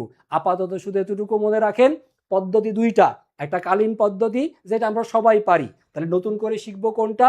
নিত্য বা অবিরত মজুদ পদ্ধতি। অবিরত মজুদ পদ্ধতিতে কোন কোন হিসাব পাবো? বিক্রিত পণ্যের ব্যয়, সমন্বিত ক্রয়, সমাপনী মজুদ পণ্য, এগুলো আবার কালীন পদ্ধতিতে পাওয়া যাবে না। পরবর্তী প্রশ্নে যাই। পরবর্তী প্রশ্ন কোশ্চেন নাম্বার 33। শাপলা কোম্পানির নিট চলতি মূলধন, নিট চলতি মূলধন অর্থাৎ কার্যকরী মূলধনের পরিমাণ দেওয়া আছে 1,80,000 টাকা। চলতি অনুপাতের মান হচ্ছে 3:2। 3:2 অর্থাৎ এখানে 3 বোঝাচ্ছে চলতি সম্পত্তির পরিমাণকে, আর চলতি দায়ের পরিমাণকে নির্দেশ করতেছে কত? 2। চলতি সম্পত্তির পরিমাণ হচ্ছে 3, চলতি দায়ের পরিমাণ 2। চলতি সম্পত্তি থেকে চলতি দায়কে বিয়োগ করে দিব, তাহলে তো চলতি মূলধন বা কার্যকরী মূলধন আসবে। খুবই সহজ নিয়ম। চলতি সম্পত্তি 3, চলতি দায় 2, এটার বিয়োগ ফল, বিয়োগ করলে কত পাবেন? বিয়োগ করলে পাবেন হচ্ছে 1। এই 1 কিসের পরিমাণ? এই 1 হচ্ছে আমাদের নিট চলতি মূলধন অর্থাৎ কার্যকরী মূলধন এর পরিমাণ। তাহলে কার্যকরী মূলধন এর অনুপাতের মান কত? অনুপাতের মান হচ্ছে 1। আর এইটা প্রশ্নে দেওয়া আছে টাকার অ্যামাউন্টে কত? 1,80,000 টাকা। তাহলে 1 হলো চলতি মূলধন, 1,80,000 টাকাও চলতি মূলধন। প্রশ্নে বের করতে বলা আছে চলতি সম্পত্তির পরিমাণ কত। আসেন এক লাইনে অঙ্ক সমাধান হবে। কি বের করব? চলতি সম্পত্তি। চলতি সম্পত্তি বের করার জন্য প্রশ্নে দেওয়া থাকা চলতি মূলধন বা কার্যকরী মূলধন 1,80,000 কে ভাগ করবেন চলতি মূলধনের অনুপাতের মান দ্বারা। টাকার পরিমাণকে এই মান দ্বারা ভাগ করে দিবেন। চলতি মূলধন 1,80,000 আর টাকার অ্যামাউন্টে আর মান কত এটার 1, এটাকে 1 দ্বারা করবেন ভাগ আর গুণ করবেন যা নির্ণয় করতে হবে। কি নির্ণয় করতে হবে? সম্পত্তি। সম্পত্তির মান কত? 3, এটাকে আমরা গুণ দিব 3 দিয়ে, এটাকে 3 দ্বারা গুণ দিব। স্যার যদি আমাকে চলতি দায় বের করতে বলতো তাহলে কি করতাম? চলতি দায় বের করতে বললে সেম কাজটাই করতাম। 1,80,000 ভাগ 1।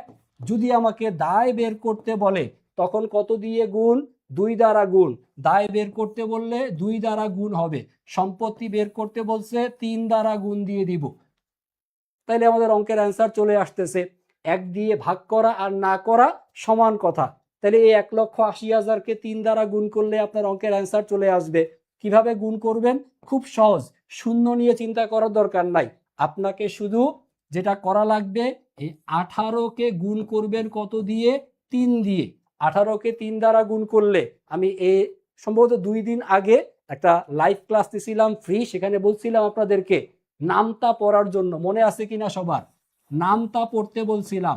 নামতা 1 থেকে শুরু করে 20-এর ঘর পর্যন্ত নামতা পড়ে ফেলেন, তাইলে আপনার ক্যালকুলেশন অনেক সহজ হয়ে যাবে। 18-কে 3, 3 18 কত? 3 18 হচ্ছে 54। কিভাবে? আসেন এখানে হাতে কলমে গুণ করার চেষ্টা করেন। 3 8, 3 8 24, 24-এর 4, হাতে রইল 2, 3 1 3, 3 আর 2 কত হইল? 5। দেখেন 54। তাহলে 18-কে 3 দিয়ে গুণ করলে আসে কত? 54। লিখে ফেলবেন 54। আর শূন্য কয়টা? 1 2 3 4। 54-র সামনে 4টা শূন্য বসাবেন, তাইলে আপনার উত্তর কত হয়? 5,40,000 টাকা। 5,40,000 অবশ্যই অপশনে আছে, এ নাম্বার অপশন উত্তর। এই বুঝছি সবাই? ক্লিয়ার সবার কাছে? গুণ করাটা বুঝছেন তো? গুণ করা বুঝছেন তো? নামতা পড়বেন।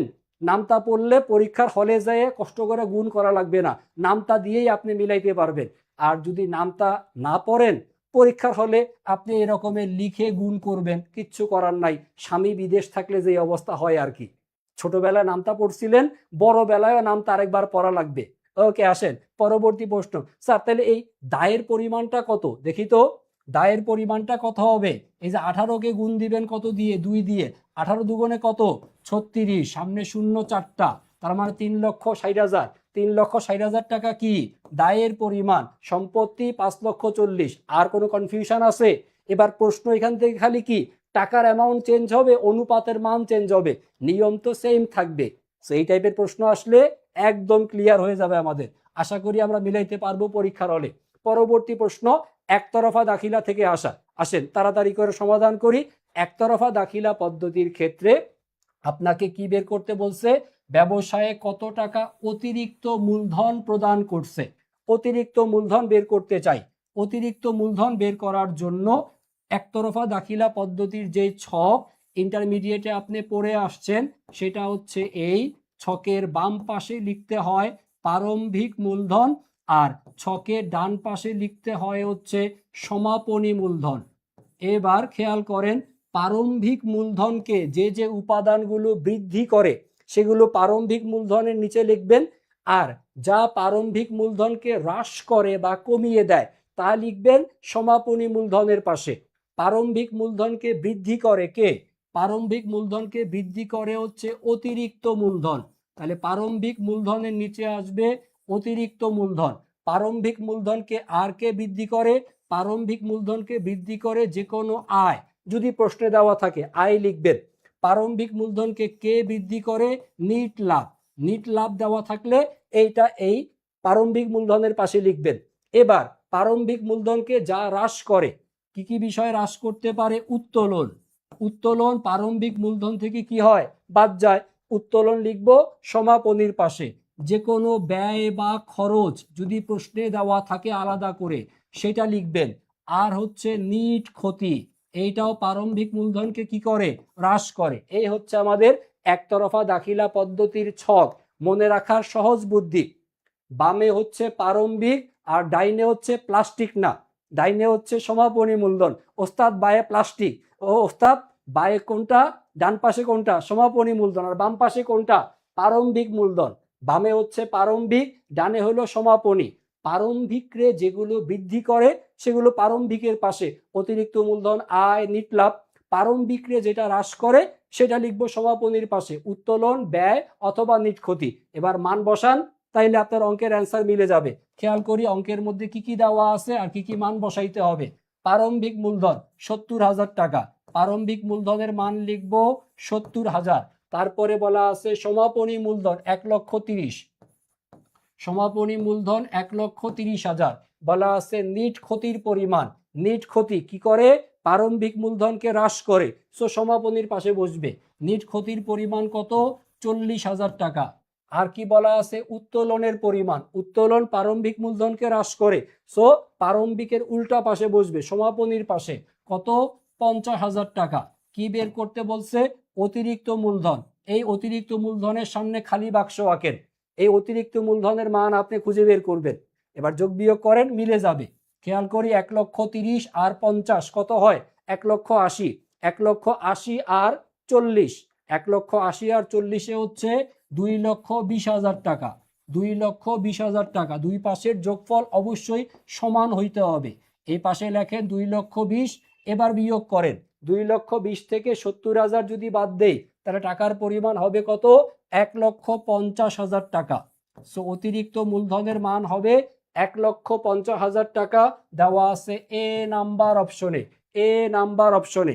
দেখেন আমি ছক একে বুঝাই দিলাম, এইটা চাইলে আপনি সূত্র দিয়ে করতে পারেন, বাট সূত্র শেখার আগে বেসিক নিয়মটা আপনি শিখেন, কার সাথে কার সম্পর্ক, কোনটা কোনটা যোগ হবে।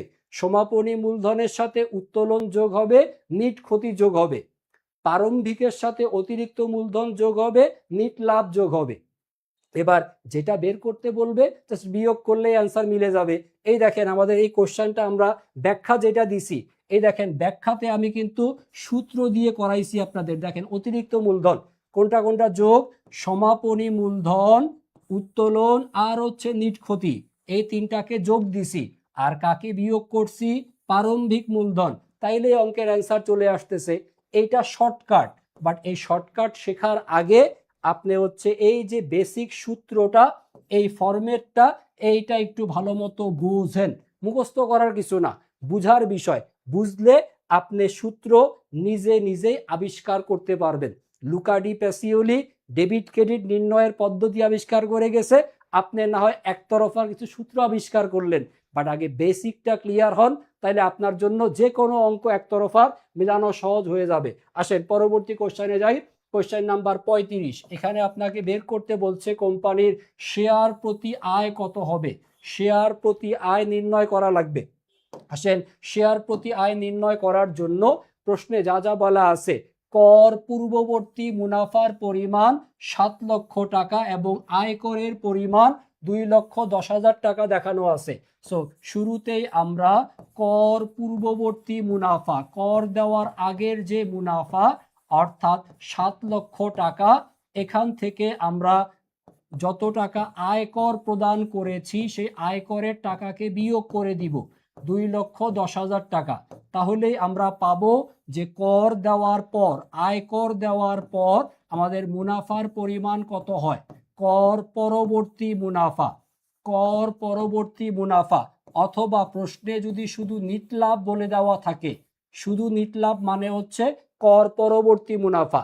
প্রশ্নে কর পূর্ব ছিল, আয়কর বাদ দিয়ে কর পরবর্তী মুনাফা পাচ্ছি কত, 4,90,000, 4,90,000। এই যে কর পরবর্তী মুনাফা, এখান থেকে সবার আগে লভ্যাংশ দিব অগ্রাধিকার শেয়ার হোল্ডারদের। সো অগ্রাধিকারের লভ্যাংশটা বাদ দিবেন, বাকি টাকাটা আপনার বন্টন হবে কাদের মধ্যে, সাধারণ শেয়ার হোল্ডারদের মধ্যে। তাহলে আপনার অঙ্ক খুব সহজেই মিলে যাবে। নিট মুনাফা বের করার পর অগ্রাধিকার লভ্যাংশ খোঁজেন, কোথায় দেওয়া আছে প্রশ্নে, কোম্পানি তার অগ্রাধিকার শেয়ারের উপর 50,000 টাকা লভ্যাংশ ঘোষণা করছে। সো অগ্রাধিকার লভ্যাংশ হচ্ছে 50,000, এটাকে বিয়োগ দেন। 50,000 টাকা অগ্রাধিকার লভ্যাংশ, তাহলে সাধারণ শেয়ার হোল্ডারদের মধ্যে বন্টন করার জন্য লভ্যাংশ অবশিষ্ট আছে কত? 4,40,000 টাকা। এই 4,40,000 টাকা ডিস্ট্রিবিউশন হবে কাদের মধ্যে? সাধারণ শেয়ার হোল্ডারদের মধ্যে। এবার সাধারণ শেয়ারের সংখ্যা দ্বারা ভাগ করলেই অঙ্কের অ্যান্সার চলে আসবে। খুঁজি সাধারণ শেয়ার কয়টা? এই যে ডিবেঞ্চারের উপরে এত এত হাবিজাবি দরকার নাই, এইটা দেখেন, এই যে 1 লক্ষ সাধারণ শেয়ার আছে। অগ্রাধিকার শেয়ার কি, ডিবেঞ্চারের উপর কত সুদ, এই তথ্যগুলো ডিস্ট্রাকশনের জন্য, অতিরিক্ত তথ্য মাথার উপরে প্রেসার দেওয়ার জন্য। অতিরিক্ত তথ্য দরকার নাই, যেটা দরকার শুধু সেইটা ফাইন্ড আউট করি। সাধারণ শেয়ারের সংখ্যা কয়টা? 1 লক্ষ। তাহলে আমাদের বন্টনযোগ্য হচ্ছে 4,40,000। এইটা ভাগ হবে সাধারণ শেয়ারের সংখ্যা দ্বারা, তাহলেই আপনি পেয়ে যাবেন শেয়ার প্রতি আয়। শেয়ার প্রতি আয়, আসেন কাটাকাটি করি, 1 2 3 4, 1 2 3 4, তাহলে থাকে উপরে 44, নিচে 10, 10-এর মধ্যে শূন্য একটা, তার মানে এই যে 44, 44-এর এক ঘর আগে দশমিক বসবে। তাহলে সঠিক উত্তর হচ্ছে 4.4 টাকা। 4.4 সঠিক উত্তর হচ্ছে এ নাম্বার অপশন, 4.4। এটা এর আগের দিনের ফ্রি ক্লাসে পড়াইছিলাম, ঢাকা বিশ্ববিদ্যালয়ের প্রশ্ন, 4.40। আশা করি ক্লিয়ার, এটা সবার কাছে ব্যাখ্যা সহকারে করে দেওয়া আছে। আরেকবার আপনারা দেখে নিয়েন। পরবর্তী প্রশ্ন, কোশ্চেন নাম্বার 36, কোনটা বিলম্বিত মুনাফা জাতীয় খরচ? এই প্রশ্নটা ঢাকা বিশ্ববিদ্যালয়ে বিগত 5 বছরের মধ্যে 3বার আসছে। সেম প্রশ্ন 3বার আসছে, কোনটা বিলম্বিত মুনাফা জাতীয় খরচ? এই বিলম্বিত মুনাফা জাতীয় খরচ এটা হচ্ছে সনাতন হিসাব বিজ্ঞানে ব্যবহৃত একটা টার্ম। এটা আধুনিক হিসাব বিজ্ঞানে ব্যবহার করা হয় না। সনাতন হিসাব বিজ্ঞানের কনসেপ্ট এইটা। সনাতন হিসাব বিজ্ঞান অনুযায়ী যে সকল খরচের টাকা থেকে আমরা একের অধিক হিসাবকালে সুবিধা পাই, একটা খরচ আপনি করছেন, বাট এই খরচটা থেকে আপনি একের অধিক হিসাবকালে সুবিধা লাভ করবেন, সেটাকে বিলম্বিত মুনাফা জাতীয় খরচ বলা হয়। যেমন আপনি বিজ্ঞাপন করলেন, বাট বিজ্ঞাপন থেকে আগামী 3 বছর সুবিধা পাচ্ছেন, সো এটা বিলম্বিত মুনাফা জাতীয় খরচ। কোম্পানি গঠনকালীন সময়ে আপনি যে খরচগুলা করেন সেটাকে বলে হচ্ছে প্রাথমিক খরচ, প্রিলিমিনারি এক্সপেন্স। কোম্পানি গঠন করার সময় নিবন্ধকের কাছ থেকে অনুমতি নেওয়া, কোম্পানি রেজিস্ট্রেশন করা, তারপর হচ্ছে বিবরণপত্র প্রচার করা, এই খরচগুলো হচ্ছে প্রাথমিক খরচ। এই প্রাথমিক খরচটার এর মাধ্যমে কোম্পানিটা গঠিত হলো। সো কোম্পানি গঠিত হলে একাধিক হিসাবকালে আপনি এই সুবিধাটা পাবেন। সো প্রারম্ভিক খরচের টাকাকে 1 বছরে না দেখিয়ে একাধিক বছরের মধ্যে আপনি কি করবেন? বন্টন করবেন বা ভাগ করে দিবেন। এজন্যই প্রাথমিক খরচ হচ্ছে বিলম্বিত মুনাফা জাতীয় খরচ। সো প্রশ্নে যখনই বিলম্বিত মুনাফা জাতীয় খরচ জিজ্ঞাসা করবে, চোখ বন্ধ করে উত্তর দিবেন কোনটা? প্রাথমিক খরচ, প্রিলিমিনারি এক্সপেন্স। এটা হচ্ছে বিলম্বিত মুনাফা জাতীয় খরচ। অন্য কোনো অপশন চিন্তাই করা যাবে না। পুরনো গাড়ির পুনঃসংস্করণ ব্যয়, এটা হচ্ছে একটা মূলধন জাতীয় ব্যয়। পুরনো গাড়ির পুনঃসংস্করণ, এটা হচ্ছে একটা মূলধন জাতীয় ব্যয়। অবচয়, এটা হচ্ছে একটা মুনাফা জাতীয় ব্যয়। অবচয়, এটা মুনাফা জাতীয় ব্যয়। সঠিক উত্তর হবে হচ্ছে প্রাথমিক খরচ। আর যদি অপশনে প্রাথমিক খরচ না দেওয়া থাকতো, প্রাথমিক খরচ এইটা যদি অপশনে মনে করেন যে দেওয়া নাই, সেই ক্ষেত্রে সঠিক উত্তর হতো অগ্রিম ভাড়া। প্রাথমিক খরচ না থাকলে সঠিক উত্তর হতো অগ্রিম ভাড়া, কারণ অগ্রিম ভাড়া এইটাও আপনি একাধিক হিসাবকালে সুবিধা পাবেন। কিন্তু যখন প্রাথমিক খরচ দেওয়া আছে তখন অন্য আর কোনো অপশন এখানে পাত্তাই পাবে না। সঠিক উত্তর হবে প্রাথমিক খরচ। আশা করি ক্লিয়ার সবার কাছে।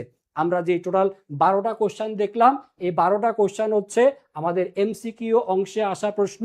এবার আসেন চট করে আগামী 5-7 মিনিটের মধ্যে আমরা একটু রিটেন কোশ্চেন দেখে নেই। রিটেন প্রশ্ন জাস্ট এমসিকিউতে যা আপনি শিখছেন এমসিকিউর মতোই, কিন্তু হচ্ছে আপনাকে উত্তরটা পরীক্ষার খাতায় লিখতে হয়। আমাদের রিটেনের প্রশ্ন আসে হচ্ছে 8টা প্রশ্নের মধ্যে দেখি 2023-24 সেশনে আমাদের থিওরিটিক্যাল প্রশ্ন ছিল 5টা, আর ম্যাথ আসছিল হচ্ছে 3টা। সো এই 3টা ম্যাথ কোন কোন জায়গা থেকে আসছে দেখেন। অনুপাত বিশ্লেষণ। ভাই এমসিকিউতেও আসছে, রিটেনেও আসছে। উৎপাদন ব্যয় হিসাব থেকে একটা ম্যাথ আসছে, আর এই যে ব্যবস্থাপনা হিসাব বিজ্ঞান থেকে একটা ম্যাথ আসছে। দেখেন নীতিমালা থেকে এই যে থিওরিটিক্যাল প্রশ্ন, অবচয় থেকে থিওরিটিক্যাল প্রশ্ন, সমন্বয় দাখিলা, এই আপনার পিছু ছাড়বে না। এমসিকিউতে ছিল, রিটেনেও আসছে। আর এই যে ভুল সংশোধনী দাখিলা, এইটা হচ্ছে 7 স্টার টপিক। আপনি ভর্তি পরীক্ষা দিতে যান, রিটেন অংশে ভুল সংশোধনী দাখিলা থেকে একটা প্রশ্ন পাবেন পাবেন পাবেন। খাতার মধ্যে লিখে রাখেন। বিশ্বাস না হইলে পরীক্ষার পরে আমাকে বললেন যে স্যার আসে নাই, ডেফিনেটলি আসবে। ভুল সংশোধনী দাখিলা থেকে একটা রিটেন প্রশ্ন আপনি কনফার্ম পাবেন। আসেন আমরা শুরু করি খুব অল্প সময়ের মধ্যে। অলরেডি 10টার উপরে বেজে গেছে, অনেকটুকু 1 ঘন্টার উপরে ক্লাস হয়ে যাচ্ছে। মনে হয় আপনারা একটু বিরক্ত হচ্ছেন আমার উপরে। এত ব্যাখ্যা দেওয়ার দরকার কি ভাই?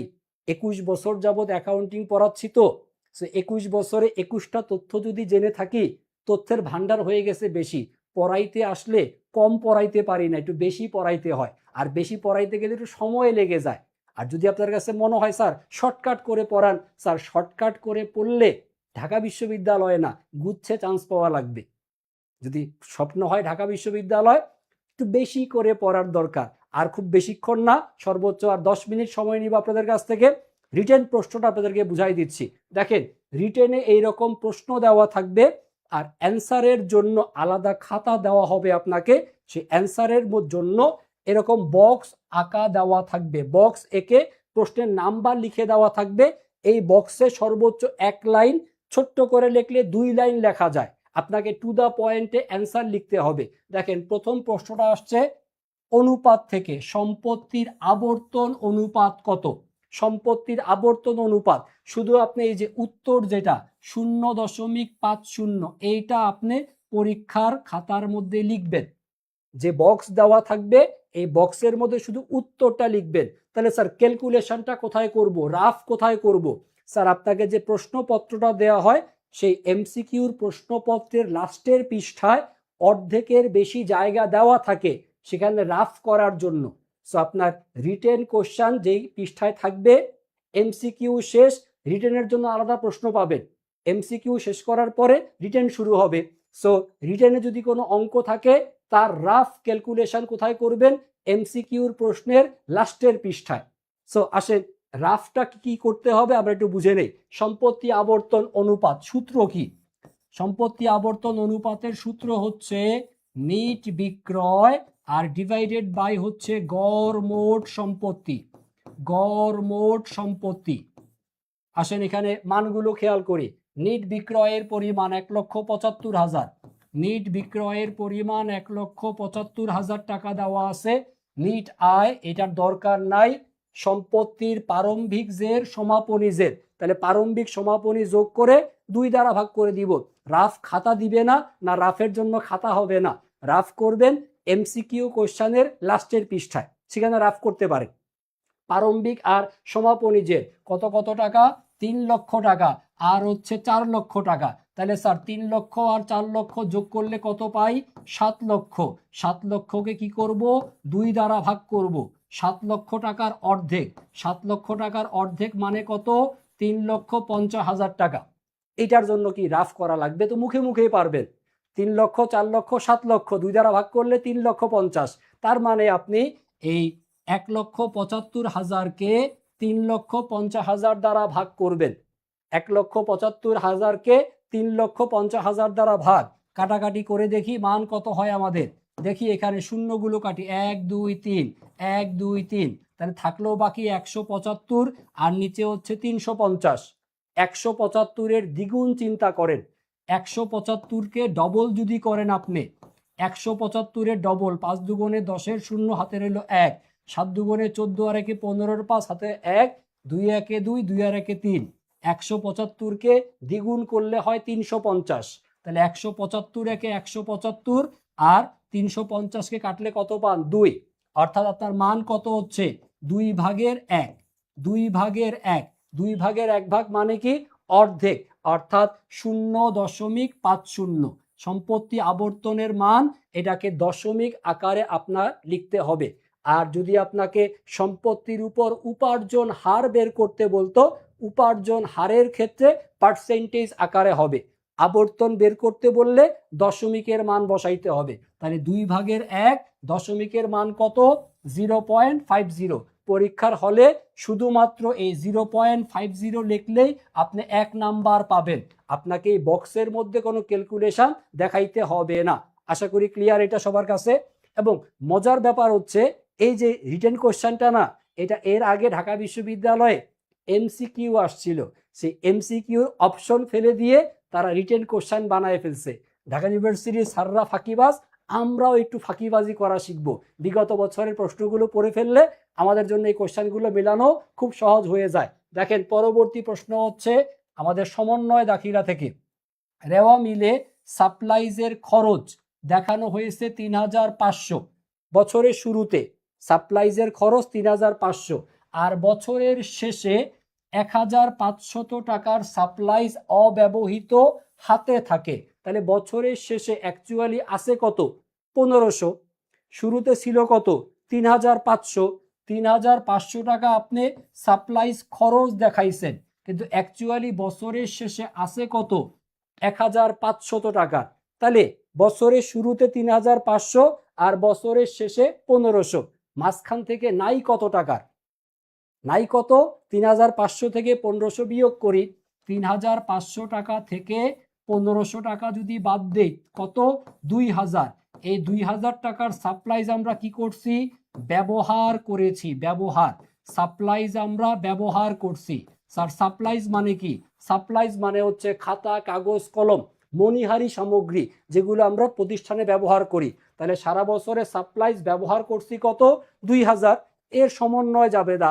সাপ্লাইজ ব্যবহার করছেন, ব্যবহার করা, খরচ বৃদ্ধি পাওয়া, তাহলে সমন্বয় হবে সাপ্লাইজ হিসাব। আপনার সাপ্লাইজ অব্যবহৃত থাকে, অব্যবহৃত আছে কত? 1,500 টাকা। ও তাহলে বছরের শেষে যেটা অব্যবহৃত আছে সমন্বয় হবে অব্যবহৃতটুকু অংশের জন্য। যতটুকু ব্যবহার তা তো অলরেডি লেখাই আছে, বছরের শুরুতে সেটাকে আপনি খরচ হিসাবে দেখায় রাখছেন। তাহলে যদি অব্যবহৃত সাপ্লাইজ থাকে, এটা ব্যতিক্রম নিয়মে, অব্যবহৃত সাপ্লাইজটা হচ্ছে ব্যতিক্রম নিয়মের সমন্বয়। এখানে যতটুকু অংশ অব্যবহৃত রয়েছে ততটুকু অংশের জন্য আমাদের সমন্বয় হবে, ব্যবহৃত অংশের জন্য না। যতটুকু অংশ অব্যবহৃত আছে তার জন্য সমন্বয় জাবেদা হবে। কারণ রেওয়া মিলে আমরা সাপ্লাইজ খরচ হিসাবে দেখায় রাখছি কত? 3,500 টাকা। তাহলে যতটুকু অব্যবহৃত আছে 1,500 টাকা আছে আমাদের কি? অব্যবহৃত সাপ্লাইজ। সো এই অব্যবহৃত অংশটুকুকে আমরা সম্পত্তি হিসাবে দেখাবো। সো জাবেদা হবে সাপ্লাইজ হিসাব ডেবিট 1,500 টাকা, আর সাপ্লাইজ খরচ হিসাব ক্রেডিট হবে হচ্ছে 1,500 টাকা। যখন সাপ্লাইজ খরচ হিসাবে বছরের শুরুতে টাকা দেখানো থাকে তখন এই ব্যতিক্রম নিয়মের সমন্বয় জাবেদাটা হবে। আর স্বাভাবিক নিয়ম যেটা, স্বাভাবিক নিয়মটা হচ্ছে এই যে রেওয়া মিলে যদি এমন দেওয়া থাকতো যে রেওয়া মিলে সাপ্লাইজ হিসাবে 3,500 টাকা দেখানো আছে, আর বছর শেষে হাতে থাকে, বছর শেষে হাতে থাকে হচ্ছে 1,500, তখন সমন্বয় জাবেদা যেটা হইতো, তখন সমন্বয় জাবেদায় হইতো সাপ্লাইজ খরচ হিসাবটা হতো ডেবিট, সাপ্লাইজ খরচ ডেবিট হইতো 2,000 টাকা, আর সাপ্লাইজ এইটা হবে হচ্ছে ক্রেডিট, সাপ্লাইজ হিসাব ক্রেডিট হইতো হচ্ছে 2,000 টাকা। এটা হচ্ছে স্বাভাবিক নিয়মের সমন্বয়, এটা হচ্ছে স্বাভাবিক নিয়মের সমন্বয়, আর এটা হচ্ছে ব্যতিক্রম নিয়মের সমন্বয়। এই ক্ষেত্রে মনে রাখার সহজ টেকনিক হচ্ছে এই, আপনার প্রশ্নে যেটা দেওয়া থাকবে সাপ্লাইজ খরচ দেওয়া আছে না, যেটা দেওয়া থাকবে সেইটা হবে হচ্ছে ক্রেডিট। সাপ্লাইজ খরচ দেওয়া থাকলে সাপ্লাইজ খরচ হিসাবটা হবে হচ্ছে ক্রেডিট। আর যদি রেওয়া মিলে সাপ্লাইজ হিসাবে টাকা দেওয়া থাকে তখন সাপ্লাইজ হিসাবটা হবে হচ্ছে ক্রেডিট। একটা স্বাভাবিক নিয়মের সমন্বয়, একটা ব্যতিক্রম নিয়মের সমন্বয়। মনে রাখবেন প্রশ্নে সাপ্লাইজ খরচ দেওয়া থাকলে সাপ্লাইজ খরচ হিসাবকে ক্রেডিট করতে হবে, প্রশ্নে সাপ্লাইজ হিসাব দেওয়া থাকলে সাপ্লাইজ হিসাবকে হচ্ছে ক্রেডিট করা লাগবে। যখন স্বাভাবিক নিয়ম তখন বিয়োগ ফলটা হবে হচ্ছে টাকার পরিমাণ, যখন ব্যতিক্রম নিয়ম তখন শুধু অব্যবহৃত টাকার পরিমাণটাই সমন্বয়ে আসবে 1,500 টাকা। দুইটা নিয়মের সমন্বয়, দুইটাই বলে দিলাম, দুইটাই ভালো মতো মনে রাখেন। ভর্তি পরীক্ষাতে এর আগে স্বাভাবিক নিয়ম থেকে প্রশ্ন আসছে অনেক, ব্যতিক্রম নিয়মের প্রশ্ন খুব কমই আসে। আর ব্যতিক্রম নিয়মের প্রশ্ন বুঝবেন কিভাবে? এখানে সাপ্লাইজ খরচ দেওয়া থাকবে প্রশ্নে। স্বাভাবিক নিয়ম কিভাবে বুঝবেন? রেওয়া মিলে সাপ্লাইজ হিসাবে টাকার পরিমাণ দেওয়া থাকবে, যেটার পরিমাণ থাকবে সেটা হয়ে যাবে হচ্ছে ক্রেডিট। আসেন পরবর্তী প্রশ্নে যাই। ধারে ক্রয়কৃত 10,000 টাকার যন্ত্রপাতি ভুলবশত বিক্রয় হিসাবে ক্রেডিট করা হয়েছে। ভুল সংশোধনী জাবেদা। বিক্রয় হিসাবে ক্রেডিট করাটা ভুল, তাহলে বিক্রয় হিসাব তো আর ক্রেডিট হবে না। শুদ্ধ করার জন্য বিক্রয় হিসাবকে কি করবেন? ডেবিট করবেন। বিক্রয় হিসাবে ক্রেডিট করছেন, শুদ্ধ করার জন্য বিক্রয় হিসাবকে করে দিবেন হচ্ছে ডেবিট। প্রশ্ন হচ্ছে অ্যাকচুয়ালি ক্রেডিট করার দরকার ছিল কাকে? লেনদেনটা কি? ধারে ক্রয়কৃত 10,000 টাকার যন্ত্রপাতি। ধারে যদি যন্ত্রপাতি ক্রয় করেন তাহলে এর জন্য প্রয়োজনীয় জাবেদা যেটা সঠিক লেখা উচিত সেটা হচ্ছে যন্ত্রপাতি হিসাব ডেবিট, আর হচ্ছে যন্ত্রপাতি সরবরাহকারী। যন্ত্রপাতি সরবরাহকারী এইটাকে করতে হবে হচ্ছে ক্রেডিট, যেহেতু ধারে ক্রয় করা হয়েছে। পাওনাদার লিখলে কাইন্ড অফ ভুল করা হয়, কারণ পাওনাদার হচ্ছে একটা চলতি দায়। আপনি যন্ত্রপাতি কিনছেন, স্থায়ী সম্পত্তি, স্থায়ী সম্পত্তির সাথে যন্ত্রপাতি সরবরাহকারী বা বিক্রেতা হিসাবকে ক্রেডিট লেখাটা অধিকতর যুক্তিসঙ্গত। তাহলে আমাদের সঠিক জাবেদা যেটা হওয়া উচিত, খেয়াল করেন, যন্ত্রপাতি হিসাব ডেবিট আর যন্ত্রপাতি সরবরাহকারী বা বিক্রেতা হিসাব ক্রেডিট। আমরা ভুলটা কোথায় করছি? ভুল হচ্ছে আমরা বিক্রয় হিসাবকে ভুলে আমরা ক্রেডিট লিখে ফেলছিলাম। তার মানে এই ক্রেডিট দফা যেইটা, এইটা লিখতে আমরা ভুল করছি। সো বিক্রয় হিসাব লিখছিলাম ক্রেডিট, বিক্রয় হিসাবকে বানাই দিব হচ্ছে ডেবিট। আর সঠিকভাবে যাকে ক্রেডিট লেখার কথা, যন্ত্রপাতি সরবরাহকারী বা বিক্রেতা হিসাবকে লিখবেন আপনি ক্রেডিট। এই হবে আপনার শুদ্ধিকরণ জাবেদা। বিক্রয় হিসাব হবে হচ্ছে ডেবিট, বিক্রয় হিসাব হবে ডেবিট, যন্ত্রপাতি সরবরাহকারী অথবা বিক্রেতা হিসাব হবে হচ্ছে ক্রেডিট। হ্যাঁ, রিটেন অনেক সহজ, জাস্ট কনসেপ্ট ক্লিয়ার থাকলে উত্তর লিখে দিয়ে আসলেই হয়। আশা করি ক্লিয়ার এটা, আশা করি ক্লিয়ার। পরবর্তী প্রশ্ন, কোন প্রতিষ্ঠানে উৎপাদিত পণ্যের প্রারম্ভিক মজুদ, সমাপনী মজুদ আর হচ্ছে বিক্রয়ের পরিমাণ, উৎপাদন ব্যয়ের পরিমাণ বলা আছে হচ্ছে 30,000 টাকা। তবে উৎপাদিত পণ্যের একক প্রতি মূল্য কত টাকা? একক প্রতি মূল্য নির্ণয়ের জন্য শুরুতে যেটা আমরা করব সেটা হচ্ছে উৎপাদিত এককের পরিমাণটা বের করব, যে সারা বছরে আমরা কত একক পণ্য উৎপাদন করছি। উৎপাদিত একক নির্ণয়ের জন্য যে সূত্র ব্যবহার করা হবে সেটা হচ্ছে বিক্রয়ের একক এর সাথে সমাপনী মজুদকে আমরা যোগ করে দিব।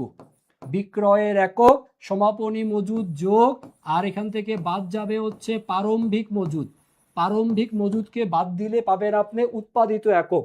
সো প্রশ্নে দেওয়া থাকা বিক্রয়ের পরিমাণ 6,200 যোগ সমাপনী মজুদের পরিমাণ হচ্ছে 800 মাইনাস প্রারম্ভিক মজুদের পরিমাণ হচ্ছে 1000, যেটা বাদ যাবে।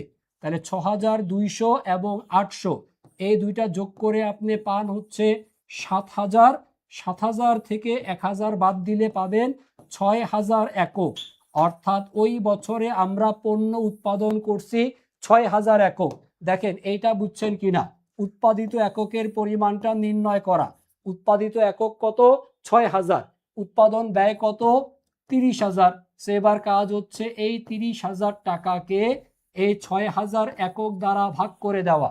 30,000 টাকাকে ভাগ করবেন, 30,000 টাকাকে ভাগ করবেন 6,000 একক দিয়ে। কাটাকাটি করলেই অঙ্কের অ্যান্সার আসবে। 1 2 3 1 2 3 কাটাকাটি শেষ। 30কে ভাগ করব কত দিয়ে? 6 দিয়ে। 5 6 30, 6 দিয়ে 30 ভাগ করলে 5, তাহলে উত্তর হচ্ছে 5 টাকা। উত্তর হবে 5 টাকা। আগে উৎপাদিত একক বের করব, উৎপাদন ব্যয়কে উৎপাদিত একক দ্বারা ভাগ করলেই অঙ্কের অ্যান্সার চলে আসবে। 5 টাকা হচ্ছে অ্যান্সার।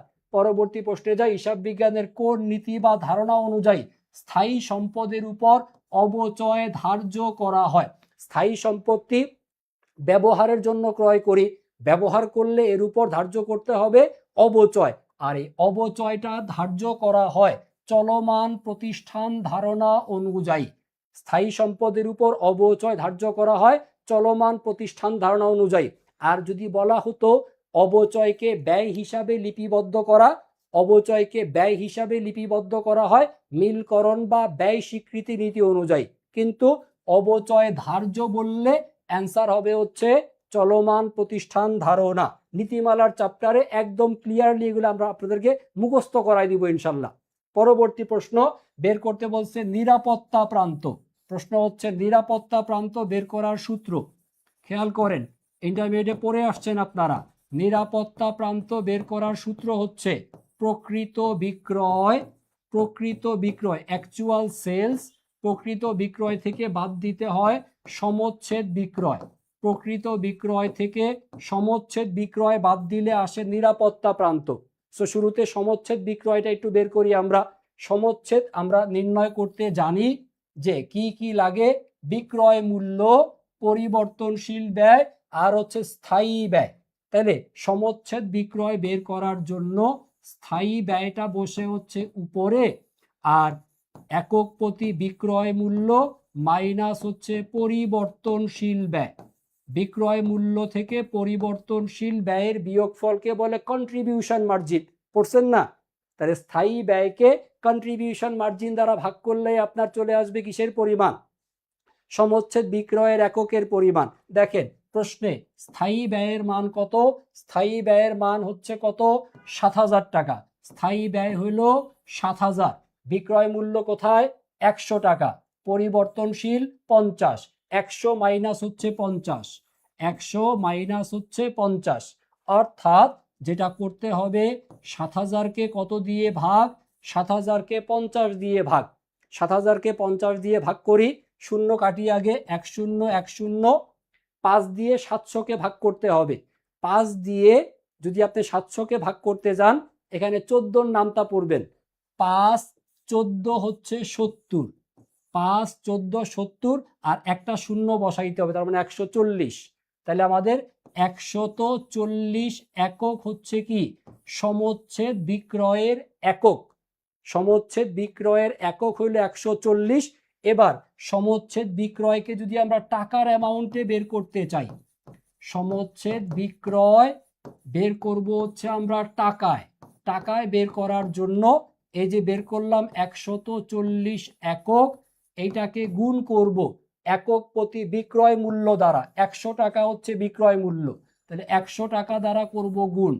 ১৪০ আর ১০০ গুণফল হচ্ছে ১৪০০০ টাকা।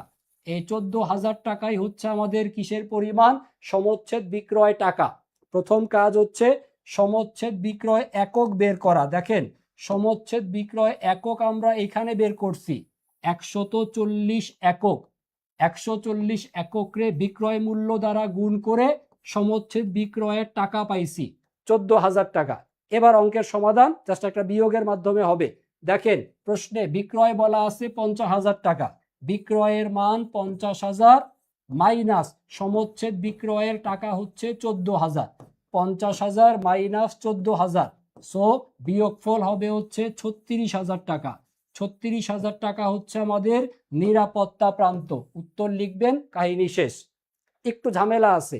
প্রথম কাজ সমচ্ছেদ বিক্রয়ের একক বের করা, এককের পরে বিক্রয় মূল্য দ্বারা গুণ করে সমচ্ছেদ বিক্রয়ের টাকা বের করা, তারপর প্রকৃত বিক্রয় থেকে সমচ্ছেদ বিক্রয়ের বিয়োগফলই হচ্ছে নিরাপত্তা প্রান্ত। খুব একটা কঠিন কিছু না, স্টেপগুলো মনে রাখলে খুব ইজিলি আপনি মিলাইতে পারবেন। পরবর্তী প্রশ্নে যাই। অবলোপন ধার্য করা হয় কিসের উপর? অবলোপন ধার্য করা হয় অস্পর্শনীয় সম্পত্তির উপর, আর স্থায়ী সম্পত্তির উপর ধার্য করা হয় হচ্ছে অবচয়, আর প্রাকৃতিক সম্পত্তির উপর ধার্য করা হয় অবক্ষয়, শূন্যীকরণ বা নিঃশেষকরণ। সো অবলোপন ধার্য হবে অস্পর্শনীয় সম্পত্তি। অস্পর্শনীয় সম্পত্তি যেমন সুনাম, তারপর হচ্ছে প্যাটেন্ট, ট্রেডমার্ক, কপিরাইট, এগুলাকে অস্পর্শনীয় সম্পত্তি বলে, যার উপর আমরা অবলোপন ধার্য করে থাকি। লাস্ট প্রশ্ন আজকের, বের করতে হবে ক্রয় মূল্য নীতি অনুযায়ী ভূমি বা জমির মূল্য কত টাকা লিপিবদ্ধ করা হবে। জমির মূল্য বের করতে বলছে। দেখেন আমরা নগদ ৮০,০০০ টাকা দিয়ে একটা জমি বা ভূমি ক্রয় করছি। শুধু জমি ক্রয় মূল্য না, জমি ক্রয়ের সাথে যদি আনুষঙ্গিক কোনো খরচ থাকে সেগুলোও সম্পত্তির মূল্য হিসেবে লিপিবদ্ধ হয়। অর্থাৎ যে ক্রয় মূল্য ৮০,০০০ টাকা, তার সাথে ভূ সম্পত্তি দালালের কমিশন, জমি কিনতে গেলে দালালকে কমিশন দিতে হয়, নাহলে জমি কিনতে পারবেন না। সো দালালের কমিশন জমির মূল্যের সাথে অ্যাড হবে, কত? ৫,০০০ টাকা। তারপরে নতুন দালান নির্মাণের জন্য পুরাতন দালান ভেঙে ফেলছেন, পুরাতন দালান ভেঙে ফেলতে যে খরচ হয়েছে ৭,০০০ টাকা, পুরাতন দালানটা না ভাঙলে জমিটা তো ব্যবহার উপযোগী হতো না। সো আপনি যে সম্পত্তিটা কিনছেন সেটাকে ব্যবহার উপযোগী করার ব্যয়, এটাই হবে হলো সম্পত্তির মূল্য। যেমন যন্ত্রপাতি কেনার পরে যন্ত্রপাতির সংস্থাপন ব্যয় যেমন ক্রয় মূল্যের সাথে যোগ হয়, ঠিক তেমনি জমিতে পুরাতন যে দালান ছিল সেটাও ভেঙে ফেলতে হবে, সেই ভেঙে ফেলার খরচটা সম্পত্তি ক্রয় মূল্যের সাথে যোগ হবে। কারণ এই ভেঙে ফেলার খরচটা না করলে জমিটা তো ব্যবহার উপযোগী হচ্ছে না। সো ক্রয় মূল্য নীতি অনুযায়ী আপনার জমিকে ব্যবহার উপযোগী করার যে ব্যয়, ব্যবহার উপযোগী করার ব্যয়টাই হবে হচ্ছে সম্পত্তির মূল্য হিসেবে লিপিবদ্ধ হবে। সো ক্রয় মূল্য নীতি অনুযায়ী জমির দাম ৮০,০০০ টাকা যোগ দালালের কমিশন ৫,০০০ যোগ হচ্ছে ব্যবহার উপযোগী করার জন্য পুরাতন দালান ভেঙে ফেলার ব্যয় ৮০, ৮৫, ৭ অর্থাৎ ৯২,০০০ টাকা হবে সম্পত্তির মূল্য। কোন নীতি অনুযায়ী? ক্রয় মূল্য নীতি অনুযায়ী। ক্রয় মূল্য নীতি ব্যবহার করা হয় স্থায়ী সম্পত্তি লিপিবদ্ধ করার জন্য। স্থায়ী সম্পত্তি লিপিবদ্ধের জন্য ক্রয় মূল্য নীতি অনুযায়ী উত্তর হবে হচ্ছে ৯২,০০০ টাকা। আশা করি ক্লিয়ার সবার কাছে। রিটেনের উত্তর সবগুলো প্রশ্নের উত্তর না, সব প্রশ্নের উত্তর দিতে হয় না, ৮টা প্রশ্ন থাকে, যে কয়টা পারবেন সে কয়টা অ্যান্সার দিতে পারলেই হয়। তবে আমরা যেভাবে ব্যাখ্যা দিয়ে শিখাচ্ছি ইনশাল্লাহ পরীক্ষার হলে ৮টা প্রশ্নই আপনি আশা করি কমন পাবেন। ৮টার মধ্যে ৮টা না পারলেও কমপক্ষে ৬টা ৭টা ইনশাল্লাহ আপনারা উত্তর দিয়ে আসতে পারবেন। সো আমরা শেষ করলাম আমাদের এই বছরের 2023-24 সেশনে আসা ঢাকা ইউনিভার্সিটির কোশ্চেনের সমাধান। প্রায় ১.৫ ঘন্টা সময় লাগছে, কারণ বিস্তারিত ব্যাখ্যা দিয়ে পড়াইতে হয়েছে। সো যারা যারা শেষ পর্যন্ত ক্লাসের সাথে ছিলেন আশা করি অনেক অনেক নতুন নতুন তথ্য আপনার ভান্ডারে জমা হয়েছে, এবং এই রকমের নতুন নতুন তথ্য পাওয়ার জন্য জাস্ট কমার্স হান্টার্স পেজের সাথে থাকেন। এবং আমরা ফ্রিতেই যদি এত বিস্তারিত আপনাদেরকে পড়িয়ে থাকি, যে ফ্রি ক্লাস নিয়ে ফেললাম ১.৫ ঘন্টা, বিস্তারিত ব্যাখ্যা সহকারে পড়ায় ফেললাম, ইনশাল্লাহ আমাদের পেইড ব্যাচের যে কোর্সটা সি ইউনিট কমপ্লিট কোর্স, এই সি ইউনিট কমপ্লিট কোর্সে এই বছর যারা এনরোল করবে সবাইকে ইনশাল্লাহ পাবলিকিয়ান বানানোর জন্য আমরা আমাদের সর্বোচ্চ এফোর্টটুকু এই সিনিয়র সকল টিচাররা মিলেই শেষ পর্যন্ত ইনশাল্লাহ করব। সো যারা যারা এখনো ভর্তি হয়েছেন তাদেরকে ধন্যবাদ। আপনাদের জন্য ইনশাল্লাহ পেইড ব্যাচে আরো ধামাকাদার ক্লাস অপেক্ষা করতেছে। আর যারা এখনো আফসোস করতেছেন তারা খুব দ্রুত ভর্তি হয়ে যান, খুব বেশি দিন আর বাকি নাই, যখন আমাদের এই পেইড ব্যাচের জন্য কোর্স ফি এখন বর্তমানে কত? ৩,৯৯৯ টাকা। খুব ২-১ দিনের মধ্যে দেখবেন যে ৪,০০০ টাকার উপরে দাম হয়ে যাবে, ৪,৫০০ টাকা দাম হয়ে যাবে। জিনিস যেটা ভালো দাম তার একটু বেশি হবেই। সো যারা যারা এনরোল করতে চান খুব তাড়াতাড়ি এই মূল্যে ভর্তি হয়ে যান। যাবতীয় বই, PDF, lecture sheet, exam sheet সব কিছু ইনশাল্লাহ আমরা আপনাদের জন্য প্রোভাইড করব। সো সবাই ভালো থাকবেন, সুস্থ থাকবেন। ইনশাল্লাহ এই রকমের আরও কোশ্চেন ব্যাংক সমাধানের ক্লাস নিয়ে ইনশাল্লাহ আপনাদের সাথে দেখা হবে। ক্লাস কেমন লাগলো একটু যা শেষ মুহূর্তে একটু কমেন্ট করে জানাবেন, এবং সম্ভব হলে যদি এই প্রশ্নগুলো পিডিএফ তো আপনারা পাবেন, পিডিএফ দেখে একটু মনোযোগ সহকারে পড়ে নিয়ে, আর যদি ক্লাস আপনার কাছে ভালো লেগে থাকে একটু ২-১ কলম লিখতে ভুল করবেন না। আমাদের আই এডুকেশনের যে গ্রুপ আছে অফিসিয়াল গ্রুপ, সেই অফিসিয়াল গ্রুপে ছোট্ট করে না হয় একটা পোস্ট দিয়ে দিলেন স্যারের ক্লাস ভালো না খারাপ। সবাই ভালো থাকবেন, সুস্থ থাকবেন। ইনশাল্লাহ পরবর্তী ক্লাসে আবার দেখা হবে। আল্লাহ হাফেজ, আসসালামু আলাইকুম।